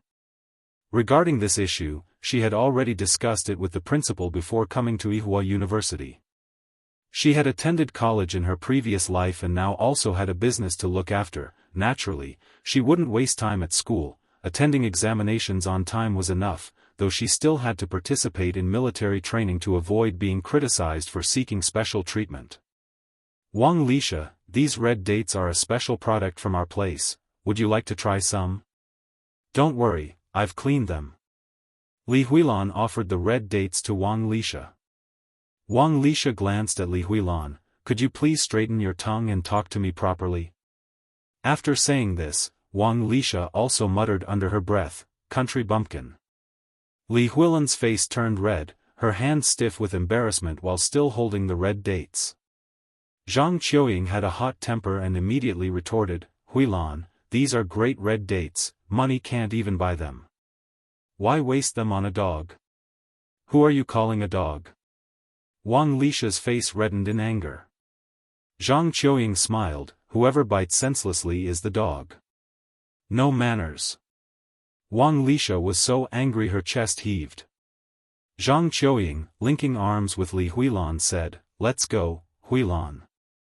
Let's eat our dates and not stoop to a dog's level. You. Say that again. Wang Lisha charged up to them. Zhang Qiuying was not one to shy away from conflicts. Why not say it again? Some people seem decent, but they're worse than dogs. Wang Lisha was furious. Back home, she had always been the precious daughter, pampered by her parents. At school, she was the top student, adored by teachers and students alike. She didn't expect to face such humiliation on her first day in Beijing. If you find any errors, ads pop up, ads redirect, broken links, non-standard content, etc., please let us know to report so we can fix it as soon as possible.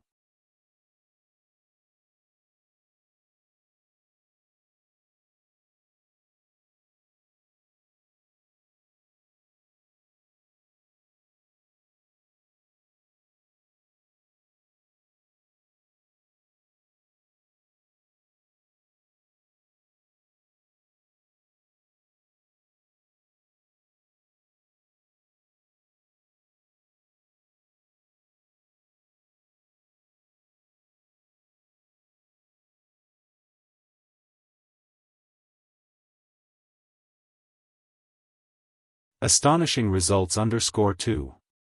Aside from not being as good-looking as Imo-chishan, he had a higher education, better job, higher salary, and his family's conditions weren't bad either. What was there to feel inferior about? What was there to fear? Was it all just an illusion?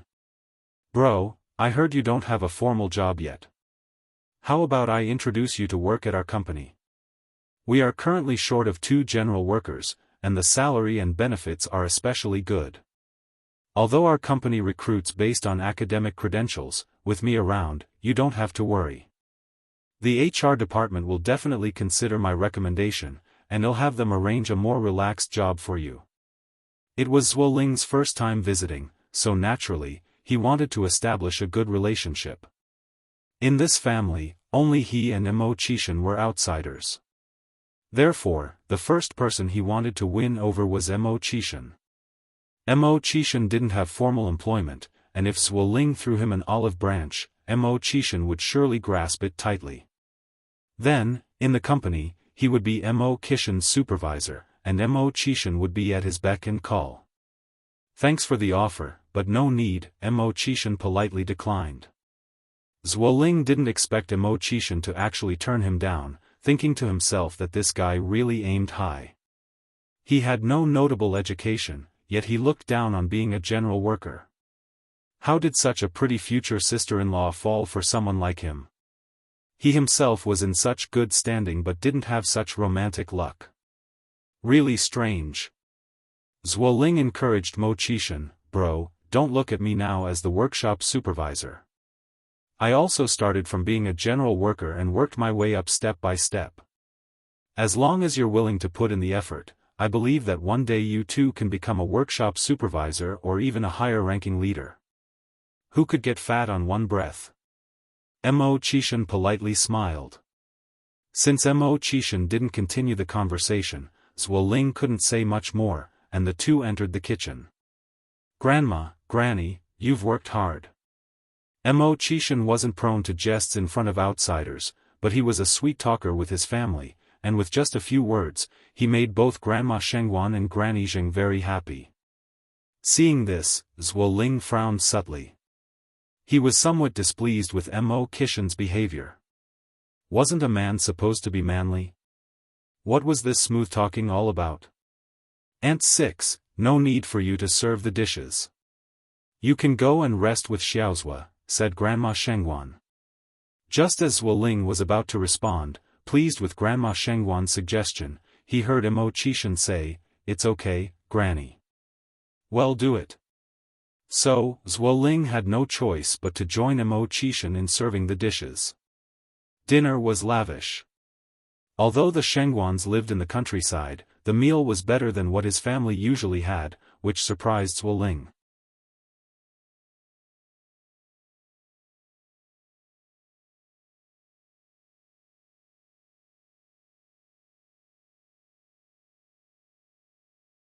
Astonishing results _3. Alright, I'll stop talking, Zwilling said with a playful smile, hugging Shengwan Zai's shoulders. A smart boyfriend would never argue with his girlfriend, he just needed to be clear in his heart. That's more like it, Shengwan, she responded. Okay, you should head back now. I'll see you at work tomorrow. Zwilling hopped onto his bicycle. Then I'll be going first. Shengwan, she watched as Zwilling's figure disappeared into the night, then turned and walked into the house. Grandma, Grandpa, Grandma, Mom and Dad, little aunt, great aunt, what did you think of my boyfriend at first impression? Not very good, the old Mrs. Shengwan put down her chopsticks. Xiaoxi, didn't you say you broke up with Zwilling? Hearing the news of her breakup with Zwilling had been a relief for old Mrs. Shengwan, however, Shengwan, she brought him back in no time. We did break up before, but Zwilling kept begging me, so she and Zwilling had been together for 3 years, it wasn't something that could simply be dropped. Plus, Zwilling himself didn't have any shortcomings, and they were each other's first love. Old Mrs. Shengwan continued, I think you two should end it sooner rather than later. Mom, I think this young man Zwilling is quite good. Shengwan Furong joined in. Su Lian said, you don't like Zwilling? I also think Zwilling is quite good. Old Mrs. Shengwan sighed, actually, I'm not the kind of person who cares about families being well matched, but your great aunt, do you know what Zwilling's family situation is? Zwilling has 7 older sisters. His parents are almost as old as I am. She continued, nowadays, family planning is so strict, workers can only have one child. What if Xiaoxi marries into their family and the first child is a daughter? Would Zwilling's family let it go? The fact that Zwilling's mother had given birth to 8 children proved she was no gentle character. Ordinary women, who could give birth to 8? Hearing this, Su Lian's smile stiffened. Shengguan Furong's expression also changed as she turned to look at Shengguan Shi. Xiaoxi, your grandma is right. You can't marry into such a family. It's hard to find a 2-legged frog in this world, but men with 2 legs are everywhere. With your qualifications, what kind of man can't you find? Why fixate on Zwilling? Su Lian nodded, yes, Xiaoxi, I also think your little aunt is right. Su Fun had passed away early.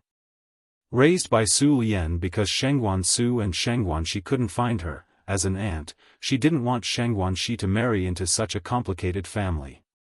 Marriage and dating were not the same, marriage faced many more practical issues. Shengguan Shi indignantly said, Grandma, little aunt, great aunt, you are thinking too far. We aren't even married yet, and you're already thinking about children. Moreover, the person who had 8 children isn't Zwilling.